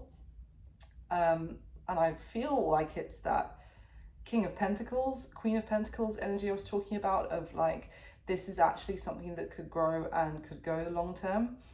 But it's because of that maybe it's a little bit of self-sabotage that is coming up here, of like someone being right on the brink of getting everything that they've wished for, but then there's fears that are coming up from the depths of that Moon, and they might be tempted to start engaging with somebody else to kind of sabotage what they got going on with that King of Pentacles, because that King of Pentacles would take them into the whole next chapter of their life. And it's like the Seven of Wands has come out sideways, and it's like someone is putting up a little bit of resistance to getting exactly what they wanted. Tell me about the Knight of Pentacles, please. And that Puck in Midsummer Night's Dream as a character was someone who just wanted to mix shit up and, you know, cause a little bit of trouble for his own entertainment. It's not someone who's really reliable at all. It's just someone who thinks things are funny to like fuck around with people and people's relationships and that kind of thing. So I feel like if that what I'm saying is resonating, then there's someone who's only like trying to tempt this girl in this Three of Pentacles for fun, like just for something to do. I don't think they've got any like great intentions for anything serious. They're just doing it. It's like someone messing around because they like, you know, they like to see what they can get someone to do. Or tell me about the Knight of Pentacles, please. Oh my God, sorry about the nose. There we go. The Knight of Pentacles has come out with the Eight of Cups sideways with the High Priestess at the bottom. This is someone who is tempted to walk away from someone which is like slow and steady progress that they would be seeing. But I feel like they know in their gut that that is what that Knight of Pentacles could bring and could mean for them long term. And tell me about the Knight of Cups, please. So, at the bottom of the other deck. Tell me about that Knight of Cups. Ooh, Six of Cups and the Page of Cups. And I'm to clarify the Knight of Cups. So, oh, that's... Okay, I've got to show you this as well. I just picked up the Knight of Cups to show you, which I hadn't taken this away before, and underneath is the Three of Pentacles. And literally saying that that frog in this Three of Pentacles card is that Knight of Cups, someone who says all the right things and is very charming. And yeah, Knight of Cups, Three of Pentacles, Three of Cups. Yeah, this is 100%. Someone here is getting tempted by someone who is saying all the right things, being very charming, being very playful. I don't think they might not necessarily be in anything full on long term with this Knight of Pentacles energy that's coming through as well, but they are very tempted to blow that off, to start trying to build with this Knight of Cups, who I think they are saying the right things, but they're far more in it to just keep it as the Three of Cups, like that, to keep it as this like casual, having a good time, you know. And it could well be that whoever this Knight of Cups is someone from the past who this person knew. Maybe it doesn't have to be a full-blown ex, but maybe an ex like situationship, or someone that they were attracted to before. I feel like this person is coming back, but they still don't have any long-term intentions, but it's tempting this person away from something which could end up being more long-term and take them into the next chapter of their life. So Libra, I'm just going to finish up by getting you a spirit animal card for this mini reading. So can I get spirit animal for Libra and this situation, please? And this, there we go. We've got the chameleon spirit, and what it says underneath is act as if, it says. This is basically like in another context, it would be like, you know, dress for the job that you want, not the job that you have, for example. It's kind of like wear the right spots, if you like, to blend in with the leopards or the cheetahs. You know, that can be one element of this card, but it can also be that someone, potentially this Knight of Cups, little tempting little froggy here, is saying all the right things, is wearing the right colours, if you like, to tempt this person. The chameleon here is kind of getting me someone who is a bit of like a shapeshifter or energy, or like they can maybe be wearing a bit of a mask and projecting out what you want to see to blend in. Anything else for Libra, please? I didn't do this before, but I feel like I want to get you another card. There we go. Vulture spirit, and the phrase is nothing is wasted, and in the book, that what that's talking about is obviously the vultures. You know, whatever the creature is has already died, and then they pick everything off the carcass so that it goes to waste. Everything, it has a purpose, if you like. But I feel like this is also could be talking about a situation that kind of is already had already finished between you and this Knight of Cups, who's making a reappearance, Libra, or roles reversed, of course, and they're coming back to kind of still see what they can get out of it for themselves. And to kind of, it's like, well, we also think like the vultures are circling, and I feel like I get a sense of more that this person might be circling because they know this girl on that Three of Pentacles card is about to get into something serious. So they are circling to see, can I still get anything out of them? Can I still manipulate them a little bit and get them to, you know, drop whatever that is that might be brewing, is kind of what I'm getting. So very interesting, Libra. I hope you enjoyed it. It was useful for someone. If it resonated, please do leave me a comment and let me know. And do hit the like button for me. That would be amazing. It just takes a second. It really helps the video and the channel. So thank you so much, and subscribe if you'd like to as well. So next we have Scorpio. And Scorpio, today you have the Ace of Swords. So what I'm kind of getting, Scorpio, straight away is that something here you may have experienced an ending of some sort. Now that doesn't have to be an ending of a relationship, although it could be.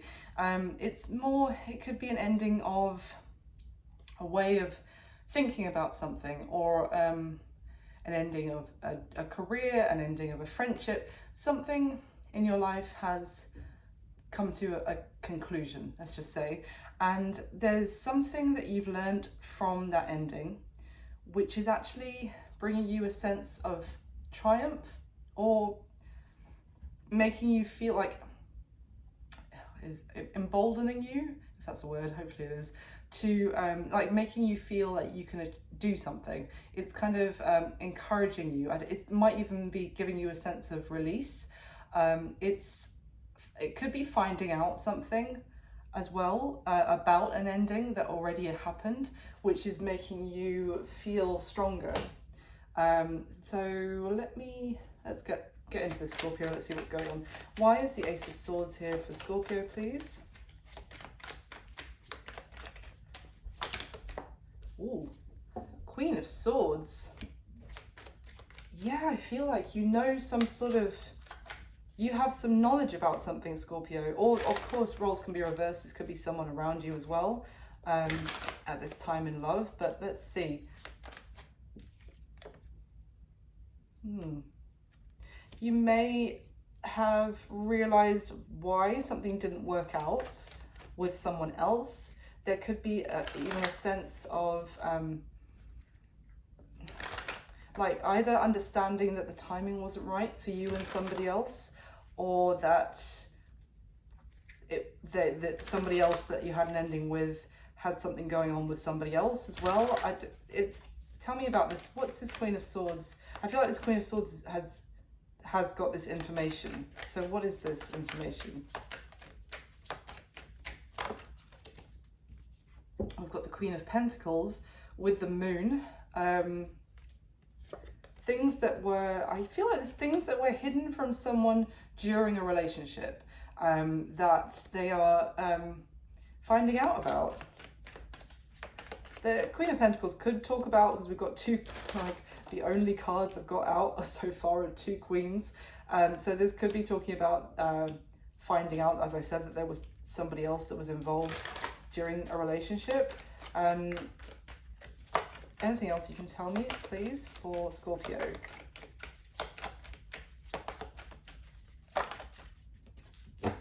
Okay, we've got the Sun and the Nine of Swords at the bottom of the deck. I feel, but the 9 goes to the 10 of Swords, which is that ending.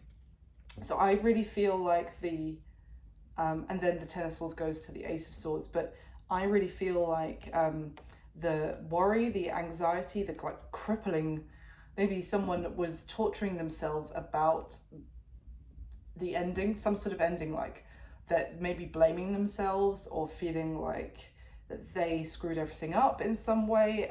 It's like they're receiving some sort of information or finding out some sort of truth that was hidden, which takes, remember I showed you the Moon a second ago, now to the Sun. So, and in the Sun card, this is like a sense of release, happiness, content, like feeling calm. Like it's such a comparison to that Nine of Swords energy, but I think that's whatever this Ace of Swords is. Yeah, look. The Five of Cups just fell out as I was talking, with the Two of Pentacles at the bottom of the deck. It's such a flip from feeling distraught and almost like ashamed of some of themselves to feeling released from that. What is the, can you clarify, what was the truth that is coming out here or is being understood? What is this Ace of Swords?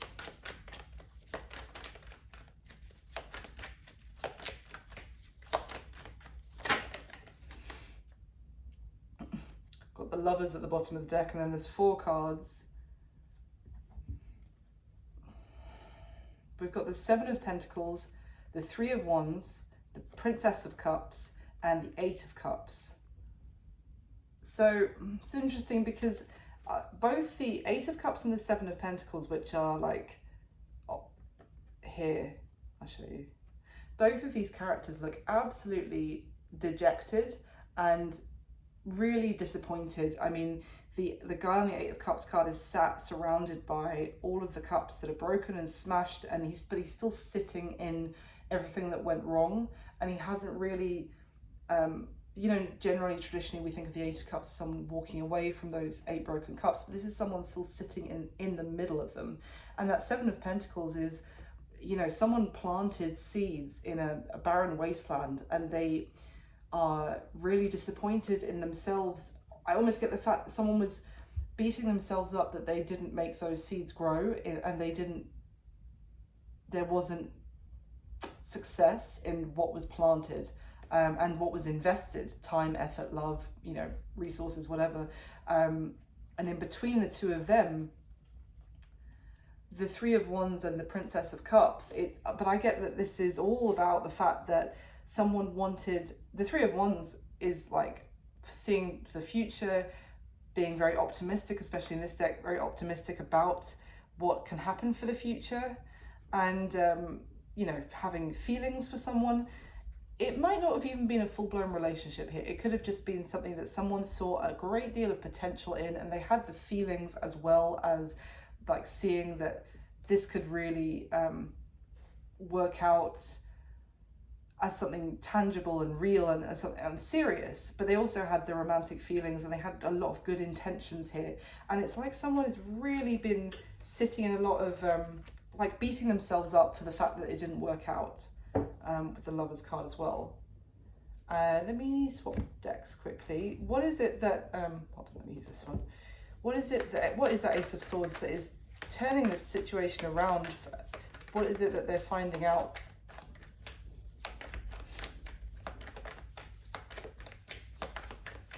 Tell me about the Ace of Swords for Scorpio, please. Yeah, the 7 of Cups has come out, so, and the 2 of Pentacles.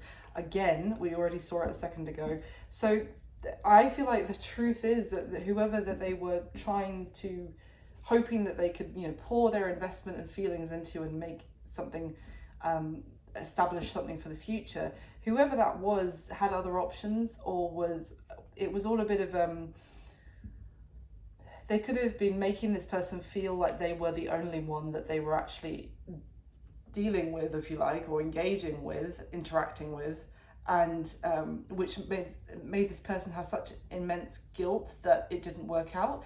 But it's like they might be finding out that this person was actually considering other options, maybe even going back and forth between this person and somebody else, and for whatever reason in the end they ended up settling for the other person. But it's like this information, even though it might be harsh, it kind of sets this person free, because they're realizing that it wasn't just that they weren't, you know, they failed in some way, is kind of what I'm getting. It's not so much that, it's that they didn't even have a fair chance in the first place, because this other person who they were trying to make it work with, their attention was divided between 2. So what happens next for whoever this is? I feel like this could be you, Scorpio, to be honest. What happens next once they have this, like, ooh. We have got the 5 of Swords and the 5 of Wands at the bottom of the deck. So initially what could happen is that someone here could be giving a piece of their mind to, it could be a verbal argument here, to be honest, with the 5 of Wands and the 5 of Swords. This is like, this Queen of Swords might be finding this out and being like, you know, telling that other person exactly what they think of them, and the fact that they were so in this and so invested truly, and they were dealing with someone who was putting them in, you know, in competition with others. It could end up being an argument here. What happens next for this? Anything else? What happens next for this Queen of Swords, if you like?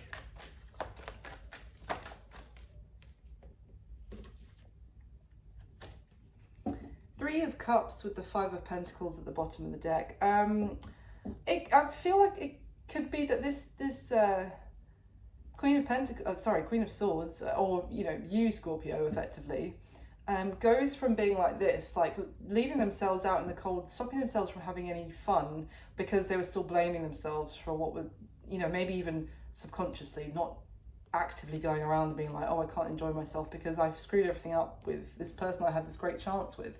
They might have just been internalizing that and like living in a bit of self-loathing and holding themselves back from enjoying themselves. I feel like what happens when they find out the truth of the matter is they're going to start going out and enjoying themselves, maybe getting their mojo back a bit. Yeah. Let me finish off for you, Scorpio. I'm going to get a spirit animal card to finish off the reading. Interesting one for you, Scorpio. Can I get a spirit animal for Scorpio, please? Nice. Let me get one more. That's very fitting. Let me get one more for you, Scorpio. Whoa. Well, that's probably too many, but let's have a look. Okay, yeah. Yep. So, oh my gosh. The first card that came out was the Horse Spirit, which is why I was like, that's nice, because the message underneath this is freedom is yours. It's actually card 33, so you might be seeing 333 as like a confirmation. But anyway, this card is just, I said this truth sets you free, Scorpio. It gives you a sense of release, and probably relief. And you may have felt like this truth will, like, I feel like it's like a horse, if you imagine, who doesn't even want to come out of its stable anymore, but is like hiding in a corner, and all of a sudden it's like, I want to gallop across, the fields again and feel like, feel my freedom, feel my power again, Scorpio. The other cards that came out, we've got the Armadillo Spirit, which is set healthy boundaries, which is certainly what that Queen of Swords does. The Mouse Spirit, tend to the small things, and the Badger Spirit, be fearless and bold. And on this Ace of Swords card, sitting atop the hilt of the sword is a little mouse with a crown above his head, which is, I was getting like, you're going to be getting a sense of your strength back from this information. Like, and then we have the mouse. I feel like this whole situation may have made you feel small and maybe even weak, or in some way, or like insignificant or something. I feel like this is really you about to get your power back. And the badgers, I love badgers, but they are extremely brave, fearless creatures, like who they'll rip your arm off if they need to. Like, they don't hold back, if you like, they have no what's the word, cowardice whatsoever.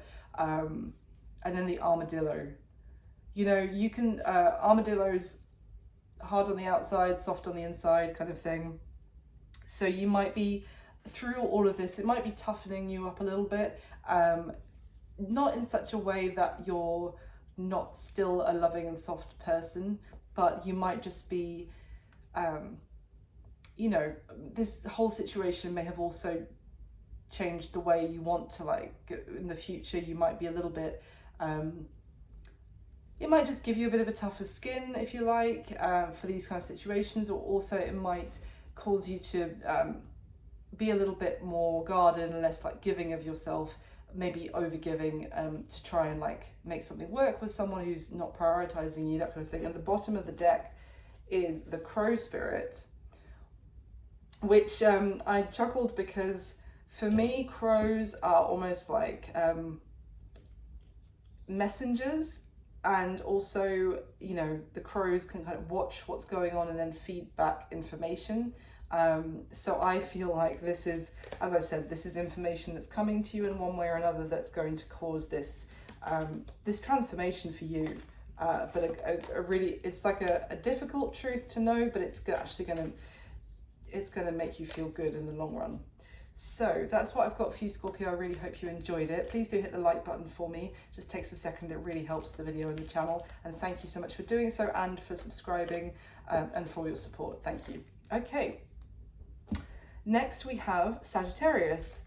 And Saggies, today we have the Seven of Wands for you guys. So this card is, it tells a whole lot of stories, because we have this figure at the top of this kind of snakes and ladder kind of setup, who's got her position. She's right at the top. She's reached the pinnacle, and she's got above all the competition, and she's pulled up the ladder, if you like, that could reach her her pedestal.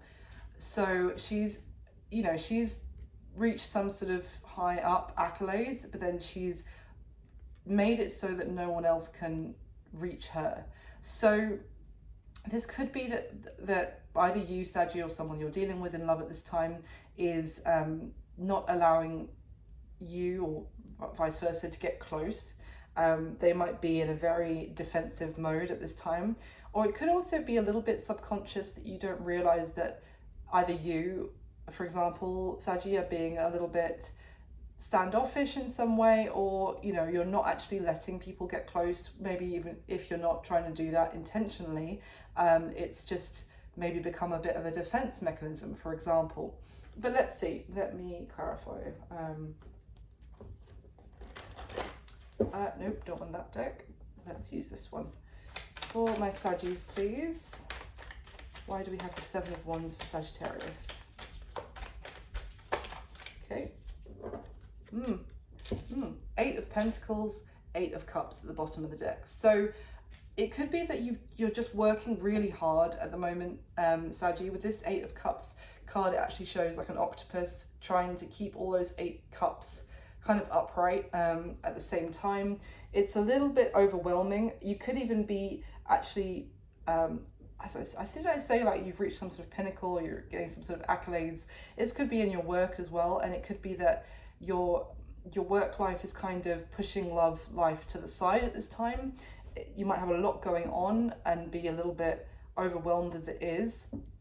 You may be already feel like you're pulled in several different directions of trying to keep people happy, and it's like you might just need to decompress a bit, and kind of you're trying to keep people at arm's length at the moment. Tell me more, please, for Saggy. How does this, or this could be someone else you're dealing with, Saggy, as I said. How does this relate to love for Saggy, please?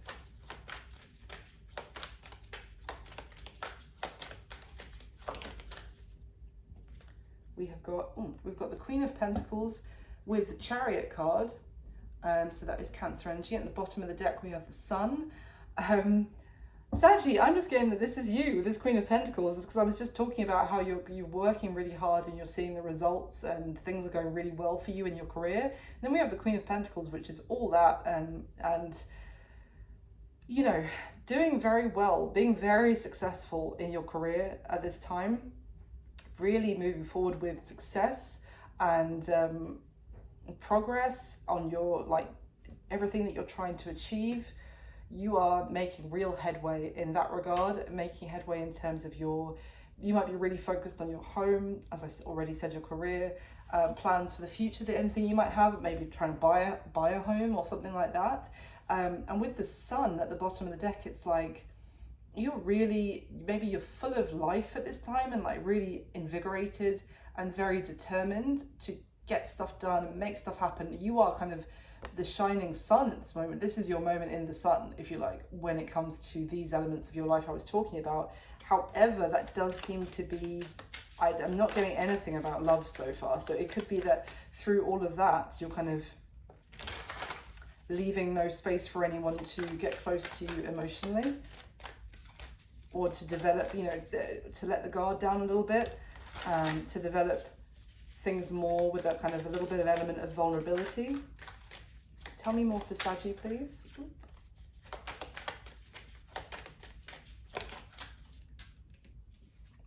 Ten of Cups kind of came out sideways. I swear this Ten of Cups card from about 5 different decks has come out for half of the zodiac signs, and it is the card that was the overall energy at the bottom of the original deck.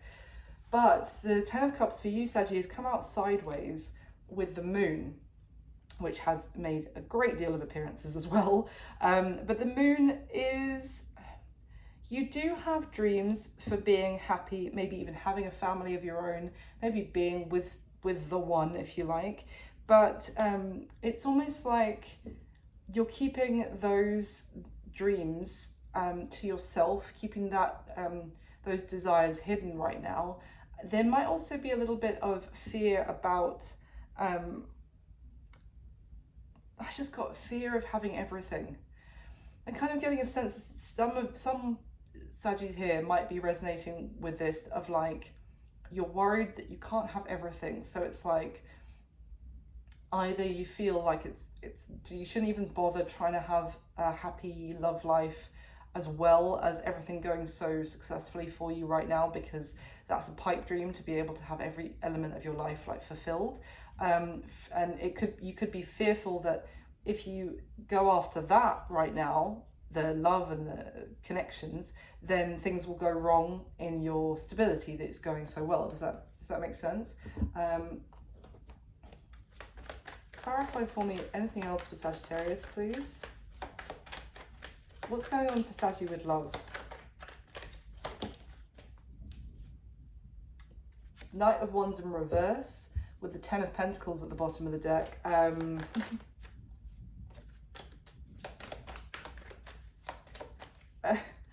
It could be, Saggy, that the only people that you have coming towards you right now regarding love, or it could just be one person, is someone that is unreliable. The Knight of Wands in reverse is here 1 minute, gone the next, here for a good time, not a long time. And with that Ten of Pentacles, you're really only focused on someone who is part of your long-term plan at the moment, and you're really focused on stability, as I keep saying with the Queen of Pentacles and the Eight of Pentacles.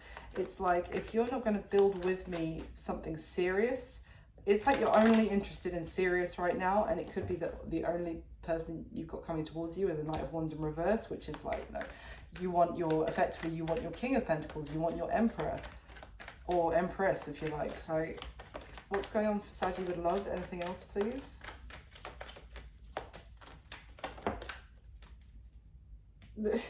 The Lovers and the High Priestess at the bottom of the deck. What? Tell me about the Lovers. You could have like an intuition that something better is on the way, or someone is coming towards you that is the one. So you're not going to waste your time with this in the meantime. You're not going to waste your time with the Knight of Wands in reverse. It's like, I'm sorry, I've pulled my ladder up, if you like, to where I'm sitting for you, because I'm keeping, it's like you've got a seat next to you, you're like, no, sorry, this is taken, because I know that someone is going to be coming towards me soon, so you can't sit there. Is anyone sitting there right now? No, but I know that someone good is going to be sitting there soon, so I don't want them to come around. The Seven of Wands just fell out. I don't want you to come around and find, like, I don't want them to come around and find you sitting in their seat, so no, sir, get away. I'm not saying sir, but it could be obviously a woman. Tell me about that intuition for Saggy with the Lovers. Oh, wow, the Fool was just dancing around with the High Priestess at the bottom of the deck again. Very interesting. Okay, so what's the advice for Saggy? Fool just does not want to stay in the deck. What is the advice for Saggy regarding love at this time?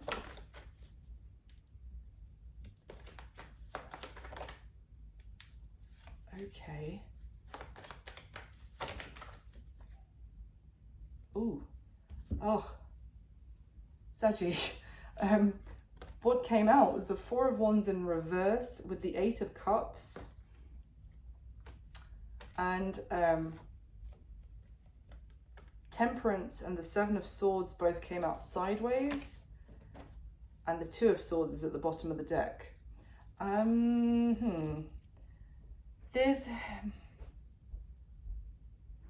It could be that you're waiting for someone, that person that I was talking about, like, you're like, no, that seat's reserved, sir, to the Knight of Wands in reverse, is that you're waiting for this might not resonate for all of you, for somebody to walk away from somewhere that, like, a committed person to leave their committed partner, to walk away from that. You see with this Eight of Cups card, there's this person in the clouds here who's like dreaming of this person walking away from those 8 cups. And it's like there is a patience here because there is some sort of plan that is being kept hidden, and you're not, now this might not be you, this could be somebody else. This could be somebody else wishing that you would walk away from a commitment. But the strongest message I'm getting here is that you're keeping your plans to yourself as to why you're being patient about your love life, is because you're patiently waiting for someone who you may have had some sort of communication or interaction with, but kept it on the down low because they're in a commitment. But you know, and they know that, like, that you're waiting for them to leave a commitment to go towards you. So it's like until they do that, you know, you're gonna act, well, not act, but like you're going to focus wholly on everything else I was describing, like career and kind of push away any other suitors because you're waiting for someone to come towards you. Yeah. Someone else that you've already got your eye on, if you like, and you're not. With the Two of Swords at the bottom of the deck, underneath that is the Three of Pentacles. You're not open, or even going to open your eyes or consider building with anybody else right now. Okay, now obviously everything I've just said, the roles could be reversed, or if it's not resonating at all, it just might not be your reading today, Saggy. You might just want to check out your other placements. I did do recently a bonus love reading for you guys, so you might also want to watch that. It's in my videos. Okay, so can I get a spirit animal card just to finish up for Saggy, please? Can I get a spirit animal card for my lovely Saggies for this love mini reading? Sagittarius. Can I get a spirit animal card? Thank you. Interesting. We've got the buffalo spirit, which is the abundant universe will provide, and we've got the beaver spirit, which is lay a solid foundation. Very interesting, because I was talking about how you are actually kind of surrounded by that abundant energy of Queen of Pentacles, Eight of Pentacles, and we've got the buffalo who is kind of revered in the culture with the buffalo spirit because of everything that the buffalo provides in terms of, obviously, for those the people who like lived or live with them. You know, they provide, I don't know, the meat, for food. They provide their hides for like warmth and all that kind of thing. Beautiful creatures. But that is the message that's attached to this card. But essentially there is a great deal of, I feel like, comforting, like nature's comforts around you at this time, Sagittarius. There's a lot of abundance and a lot to be grateful for as well. The buffalo spirit there's a sense of huge gratitude to the buffaloes for everything that they provide. And the beaver foundation, the beaver spirit is, it's building, the beavers work really hard to build that incredibly strong dam structure.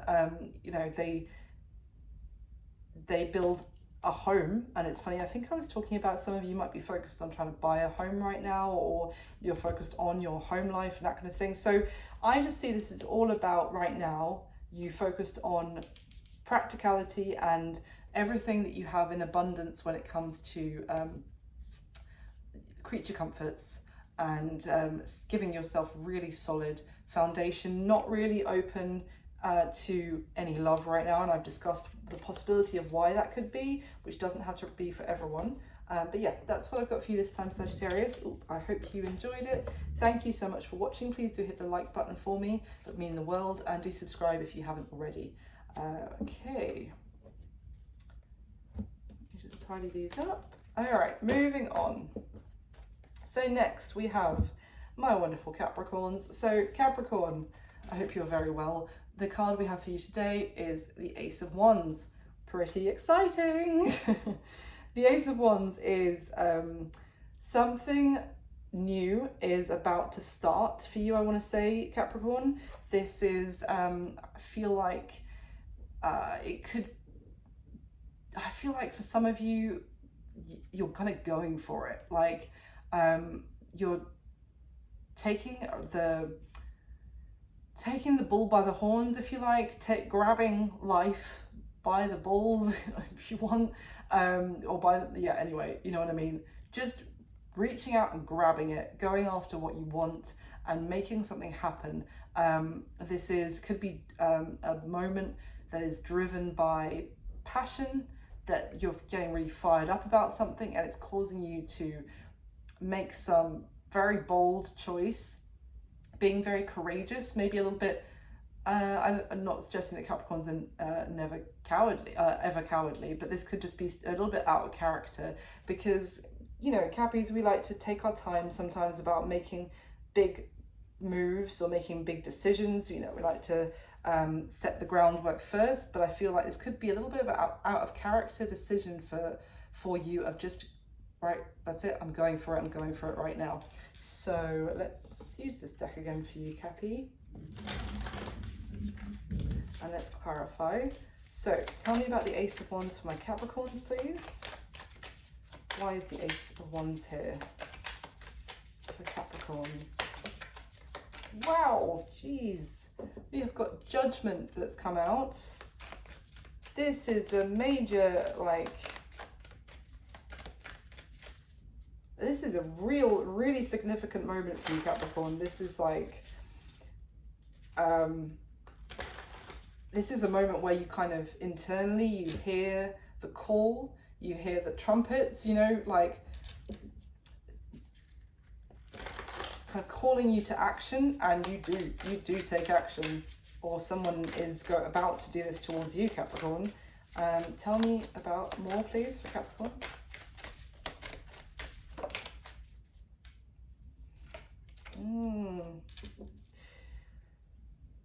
This could also be something that has been, how can I put it, like in some sort of stagnancy, or like in stasis, that was kind of left on pause, left, you know, nothing was happening kind of thing. So it could be an existing situation, like coming back up into your present very dramatically, but like with a lot of sudden action. So what has fallen out just then, we have the Four of Pentacles, and it kind of came out a little bit reversed sideways, and at the bottom of the deck, the Nine of Swords. So someone could, it's funny, someone could have not been taking action because as I was saying, did I say you want to lay the groundwork first? Did I just say that? And we have the Four of Pentacles in reverse.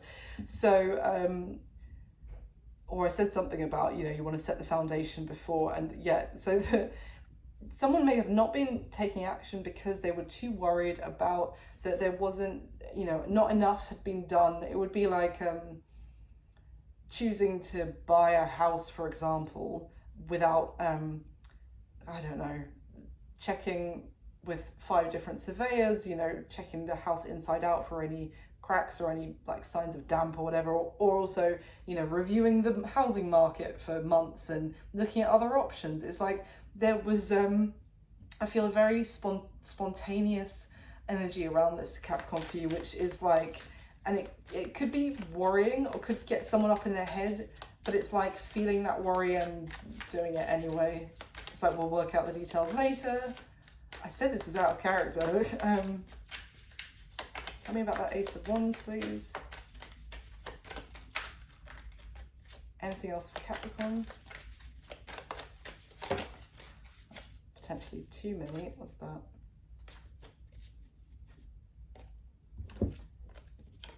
Okay. We have the Six of Swords with the Ace of Pentacles that come out kind of together. Wow. Oh my God. Separately, the Four of Wands. I am not joking. And at the bottom of the deck, we have the Seven of Cups. I mean, literally was just describing, and I just said it off the top of my head, so it might not be exactly that for everyone, but I was just describing how, like, about the buying the house metaphor, and this is literally moving, Six of Swords, Ace of Pentacles, a new beginning, a new start, which is something very significant. It even says the word property on this Ace of Pentacles card, and then the Four of Wands, which is, it can be a home, it can be, damn. And the Seven of Cups is, you know, have I reviewed my options enough? Have I looked at every possible option before? Like, I don't think I have, kind of thing. But it's just, there's no procrastinating here. There is like a moment of someone is like, it just makes a choice all of a sudden. It could be to get into a commitment with somebody with that Four of Wands. This is a union, and is the Four of Wands is like can be a celebration card as well. It can talk about marriage. This is a bold move, Capricorn, big time. And I feel like usually you'd want to, you know, as I said, have I looked at all the options of the other houses out there, for example, or the other people that might be out there, but it's just like, no, I choose this. That could be you, or that could be somebody else. Actually, I'm just going to change the deck. Tell me, how does this relate to Capricorn when it comes to love?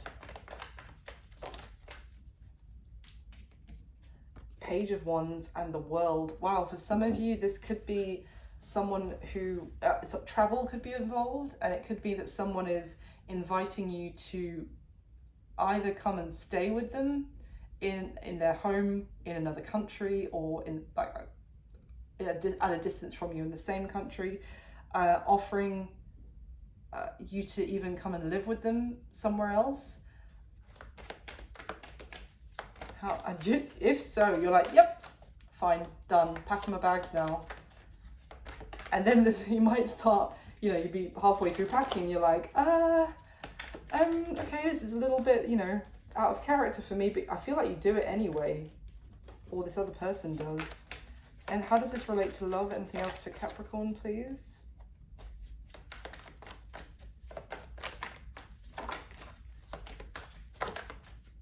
Wow. King of Pentacles, that can be you, Capricorn, or it could be your counterpart. It's Capricorn, Virgo, Taurus energy, with the Nine of Swords at the bottom of the deck. Again, different deck than I showed it to you a moment ago.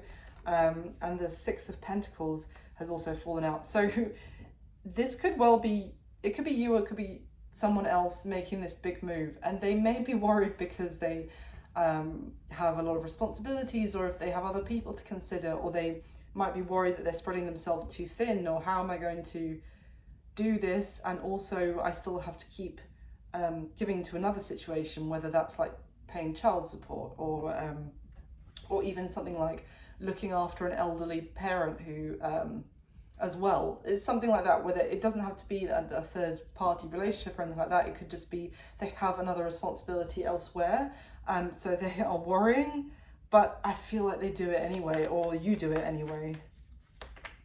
There might be something that they're still like attached to. Wow. But still, I cannot make this up, Capricorn. We've got the Magician with the Ace of Wands. I am literally clarifying the Ace of Wands for you. This is amazing. This is, and I literally said it's like go time. It's like, let's make something happen. And we get the Magician coming out. My goodness. Who is this when it comes to love for Capricorn, please? King of Cups with the Tower at the bottom of the deck. The King of Cups is water energy, Cancer, Pisces, Scorpio, but it doesn't have to be about that. It is, this is someone with a great deal of feelings. I feel that they're about to, either you are doing this to them or they're doing this to you, shocking the absolute pants off you, Capricorn, with that Tower energy of expressing their feelings, or making an offer to you or telling you how they feel, or like, and it's enough, if that's the case, it's enough of an expression of their feelings that is just shakes you out of your normal business as usual approach of like, let's take things very cautiously, let's review, let's have a lot of thinking about before doing anything, and then I'll do it, but I'll be very secure in what I'm doing. No, this is like, this changes up your approach completely, and you're like, right, I'm getting in the car, I'm coming over, we're starting our life together right now. Damn, Capricorn, I love it. Let me get you a spirit animal card to finish up the reading.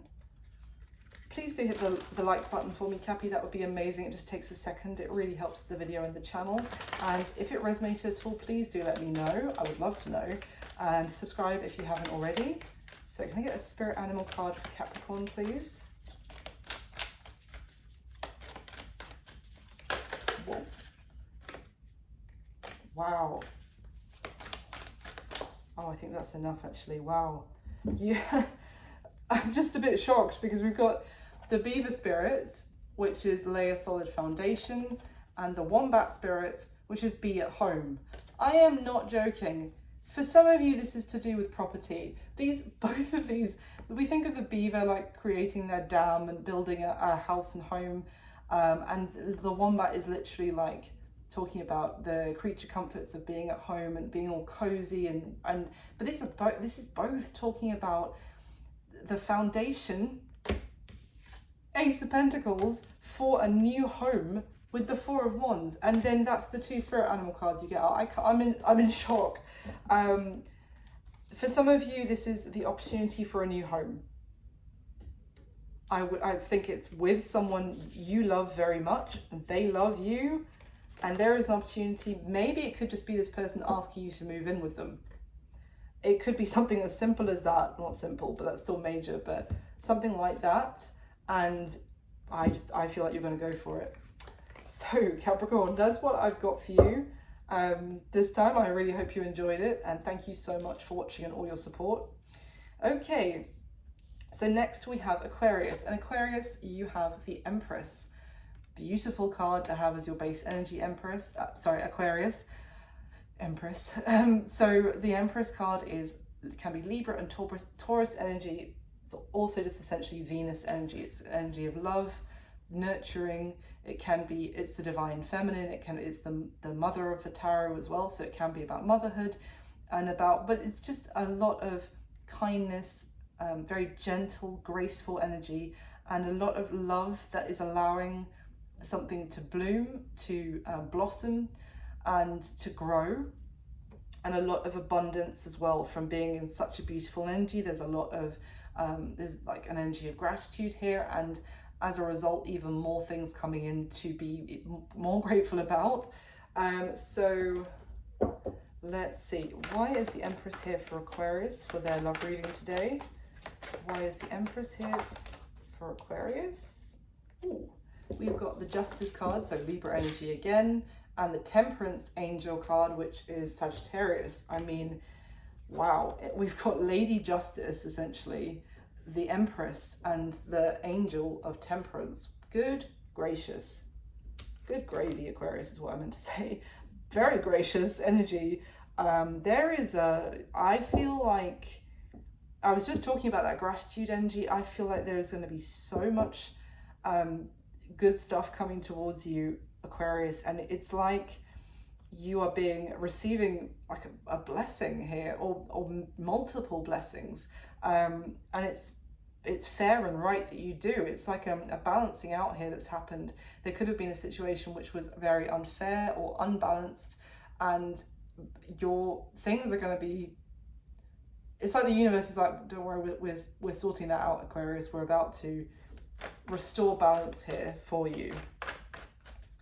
You could also be feeling very like a sense of tranquility at this time, and a sense of almost confidence that allows you to be softer. Tell me more, please, for Aquarius. Wow. Ace of Swords with the Page of Pentacles. You could be receiving a message or finding something out which it could be someone wanting to make things right with you and wanting to tell you the truth about something. They may feel like a situation may have been unfair to you because you were kept in the dark about something. And there's something they want to tell you to kind of, maybe to try also to heal a situation with you. Maybe someone wants to actually nurture it and for it to still have the chance to grow, but it's like to be able to do that, then they need to be honest. Tell me about that Ace of Swords for Aquarius. Now, there was a strong message about the Ace of Swords with Scorpio, so if you have any Scorpio in your chart, you might want to check that out, or anyway. Wow.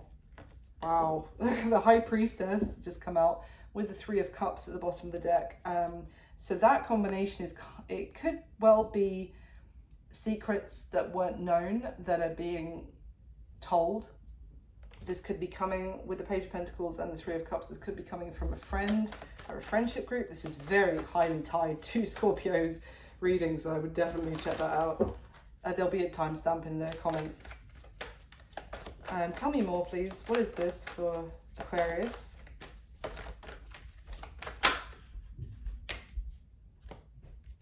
The Sun. Things are being illuminated, and again, this Sun card shows the Empress, kind of directing the beams of light from the sun to the flowers so that they can bloom. It's like the Empress is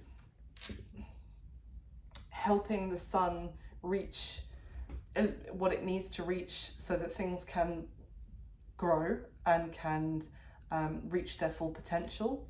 So there might also be something here about someone wants to tell you some information to help you get even further in your life, have some sort of further success, or feel better about yourself. It's like this could be somebody else wanting to illuminate things for you or to give you information of some sort that is going to benefit you greatly. And it's like it will be a very, very positive thing for sure, is what I'm getting, that actually you're going to be like, oh, I'm so grateful for this. I'm so grateful for you even taking the time to maybe even like, what's the word? Like when you have someone who takes you under their wing and like you are their apprentice. I can't really remember the word for it, sorry, but it's like a guide of some sort, and you're going to be so grateful for everything that they're teaching you or they're telling you. It might not even feel like you're being lectured or anything like that. It's just like their influence is going to make you feel even better about yourself and for life to start looking even better for you. Tell me, how does this apply to Aquarius when it comes to their love life?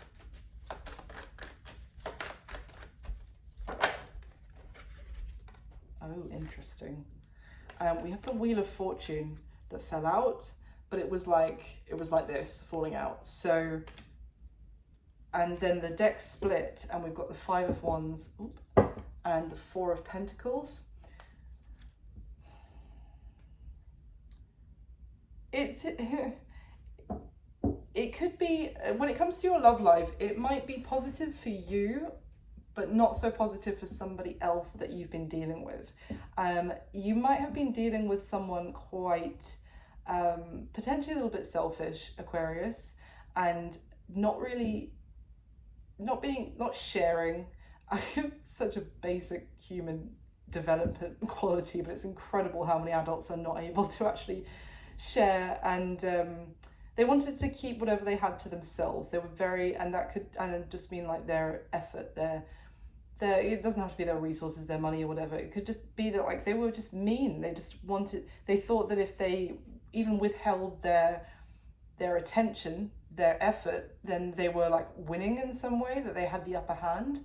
And it's almost like someone could be actually, or you could just be receiving knowledge from yourself. It doesn't have to be from somebody else. It could just be you actually understanding that how powerful you are, and how much you're able, and how much you bring to a situation, how much love you have to give, how you're capable of doing so much, and you're an Empress energy, man. Like you're an absolute catch. And I don't think this is coming from a place of ego for you at all, but it's like you understanding this truth, whether it's from someone else kind of making you see this, or just this is what's coming from within you with that high priestess, like inner knowing. It's good news for you, but it's bad news for whoever you've been dealing with, who's been giving you the short end of the stick, because you're going to start seeing that doesn't work for you anymore. It's almost like you start to realize that you deserve more. Okay, tell me anything else for Aquarius when it comes to love, please. What's happening with Aquarius in love?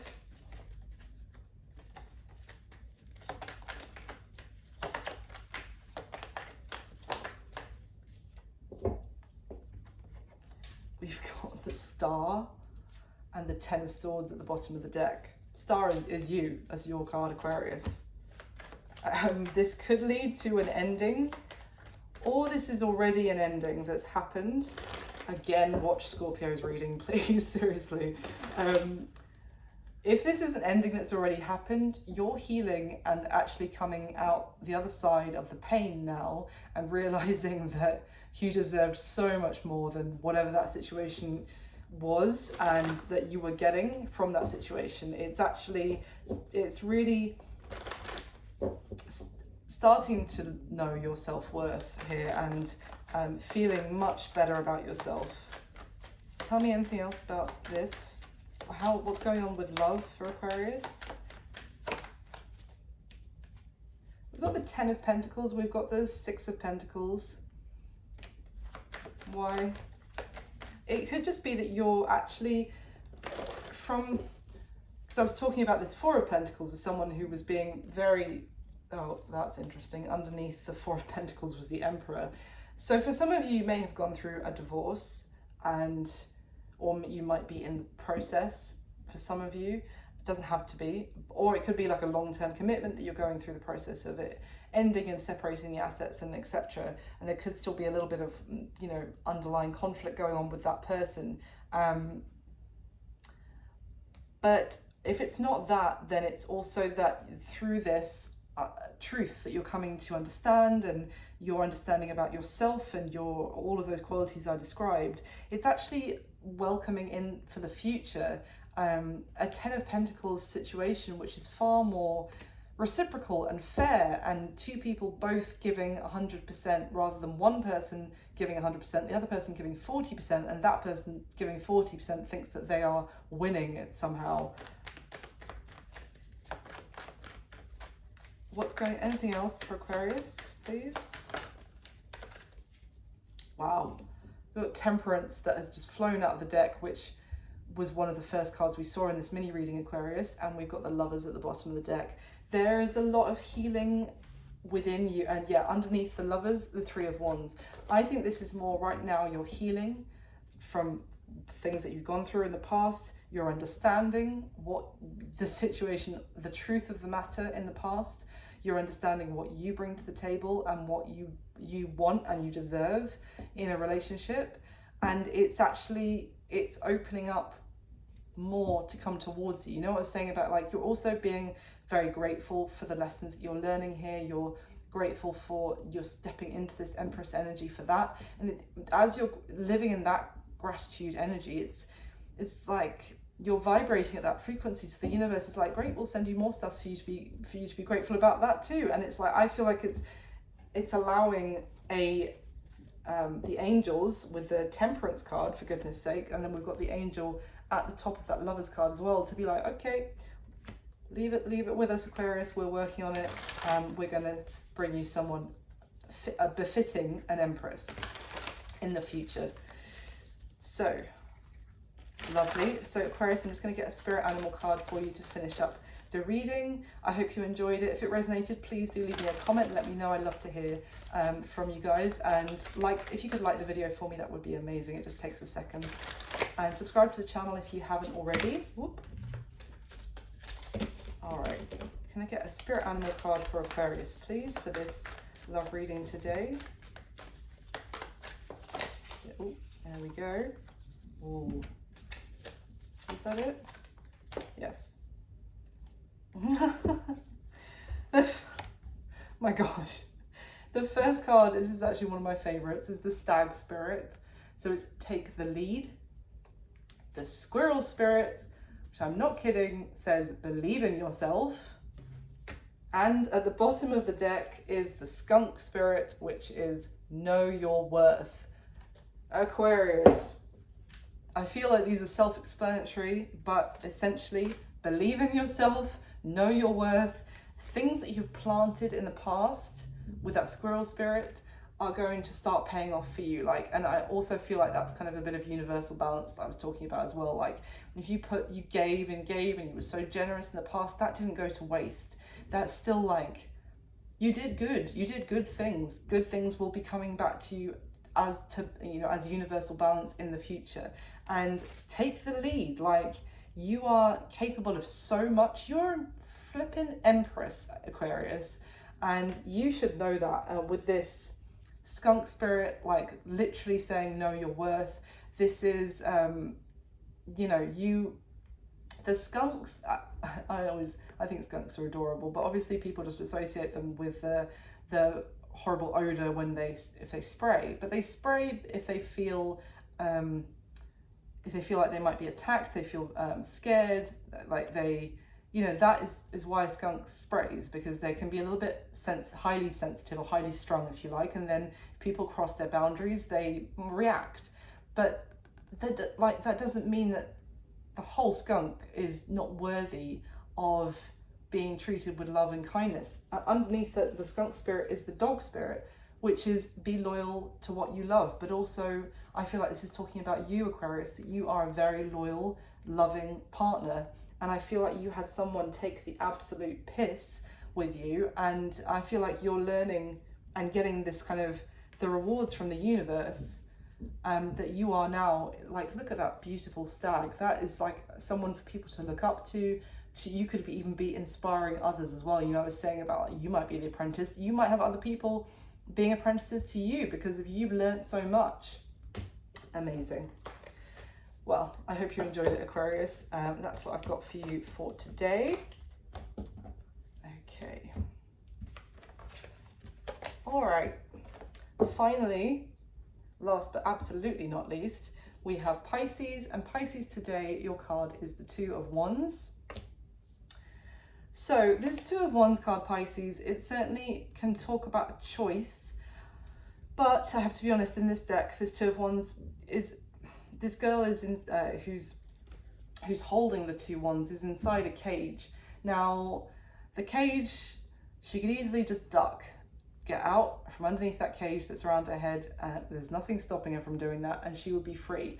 But she's viewing very mournfully. She's viewing this bird through the cage, the bars of the cage, who has the freedom, maybe even wanting to send a message of some sort. But it's this person, whether this is you or someone you're dealing with at this time in love, Pisces, is saying that they can't make a choice, that there is a choice that they'd like to make, but it's not up to them to do so. They don't have the freedom to make that choice. Before I say anything else, let's get some clarification.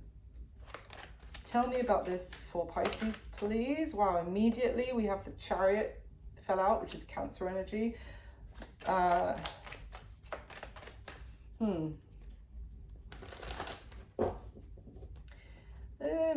of getting that someone is saying something, Pisces, and it's for their own benefit rather than the benefit of somebody else. I mean, they're saying something so that because they feel like it would represent some sort of victory. But they're not really considering the other person's feelings so much. Let's see. Tell me more, please, for Pisces. When it comes to this love reading, well,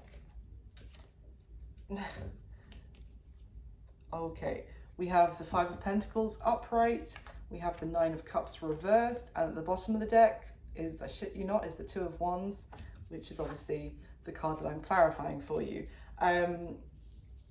This is very interesting. I feel like someone is in a, they might be saying, I can't make a choice right now because of finances, because of my financial situation. I'm really struggling. Things are difficult right now, so I can't make the choice that I would otherwise like to make. It might be saying that they are very unhappy with that Nine of Cups in reverse. Like there is so much that they would want. Like they would want to be able to have a family with this other person, or be together with them, or live with them or something, but they can't choose it because they are struggling right now with their stability. I am just getting, this might not be for everyone. I just can't shake the fact that I'm getting like a cop-out energy, like someone is saying this. Now, obviously what I've just described can absolutely be the case. I'm not criticizing or undermining that, but I just kind of get the sense that someone is making excuses. Tell me more for Pisces, please.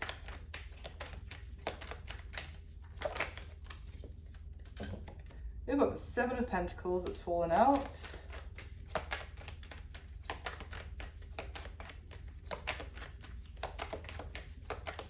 It's almost like someone here is being left out in the cold and being neglected, and kind of the connection between two people is being neglected as well, because someone's not making a choice.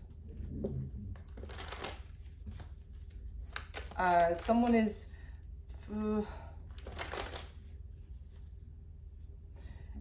well, again, with the Seven of Pentacles, it's like someone counting up their coins and seeing if, well, oh my God, I said that, and the Two of Pentacles at the bottom of the deck.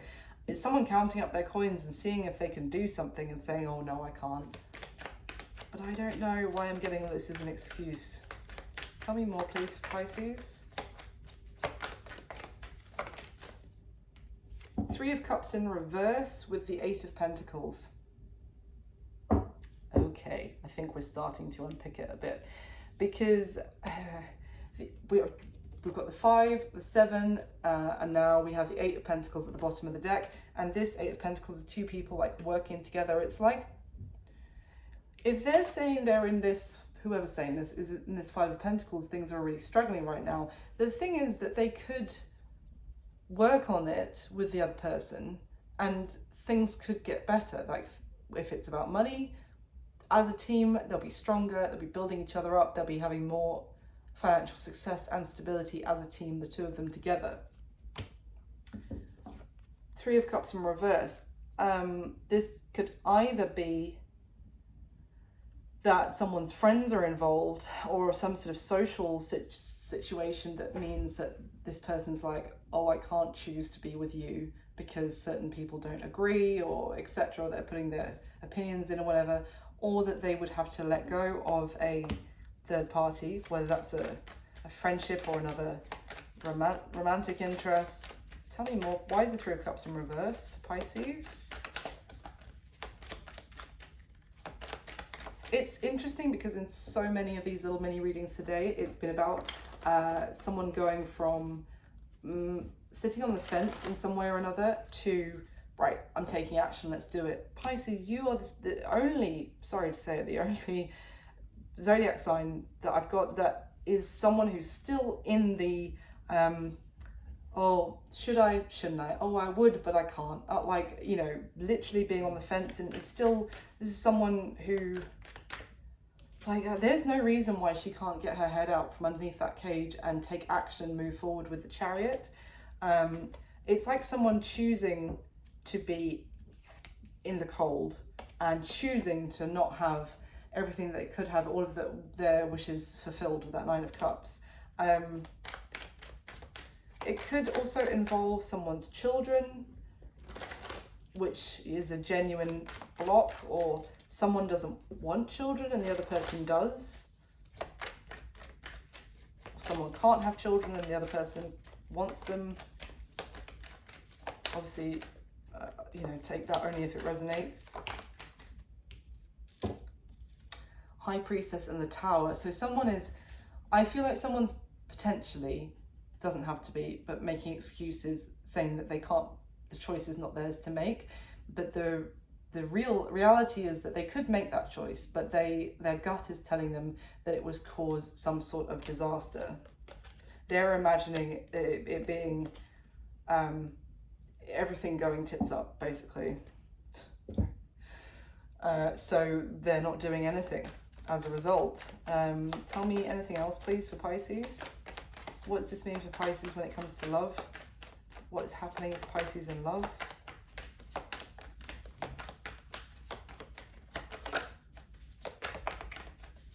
There we go. We've got the Five of Pentacles. Oh, sorry, one sec. We've got the Five of Pentacles again from a different deck with the Emperor and the Nine of Swords. There's that Five of Pentacles from two different decks. I've got like 5 cards out. The Emperor with the Five of Pentacles. Someone is very worried, as I said, that it would cause a disaster. Maybe for them to let go of some other situation. Why the Five of Pentacles with the Emperor? This could be like a father figure is involved, or like a patriarch of the family or something. This could be like that they would lose money. Maybe they're involved in a family business with the father, or this is about their inheritance or something like that. Yeah, because the Seven of Pentacles, as I said, this is someone counting up their coins, their money. It could also be they're more focused on what they could get financially by staying in the cage, if you like, rather than making a choice. Anything else, please, about that Emperor? Ooh. Wow, Ace of Cups with Judgment at the bottom of the deck. What about that Ace of Cups? Are they going to actually make a choice? Are they going to make a choice? Oh my God, the Two of Wands is at the bottom of the deck. This is the 3rd time in this short reading, Pisces. It's a different deck. It's at the bottom of the deck again. Oh, holy moly. And then about 6 cards has fallen out. So just give me a sec.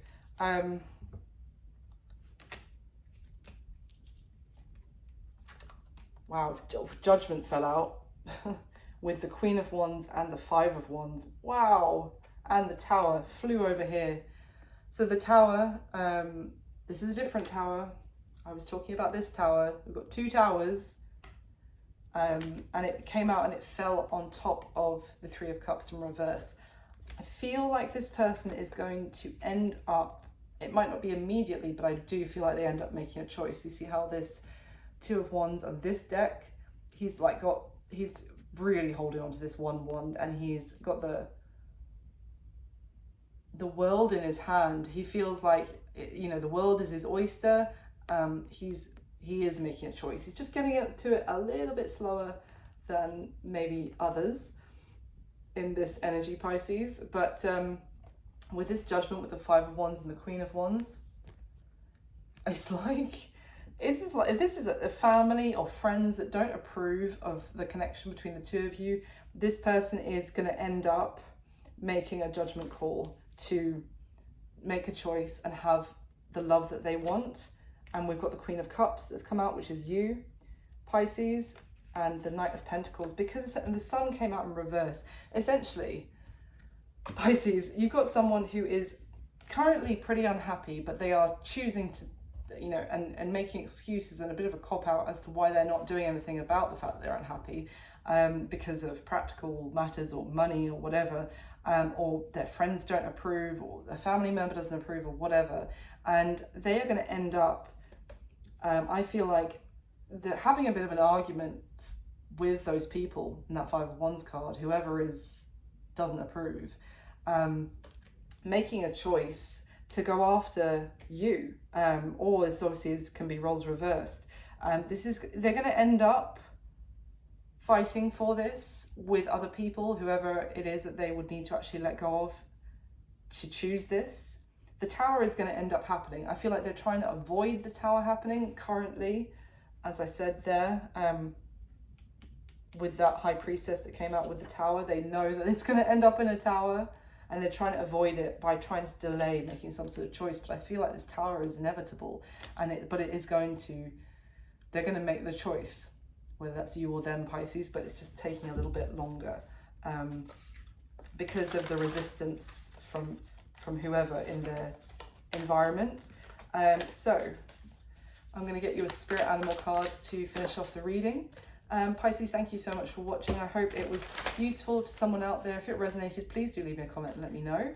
If you could just hit the like button for me, it would be amazing. It just takes a second and it means the world. It really helps the video do the rounds on YouTube. And thank you. And if you'd like to subscribe, please do. I'd love to have you. Okay. So can I get a spirit animal card for my lovely Pisces, please? There we go. We've got 3. Wow. We've got the Lion spirit, which is be generous of spirit. We've got the Rhino, which is overcome any obstacle. Mic drop.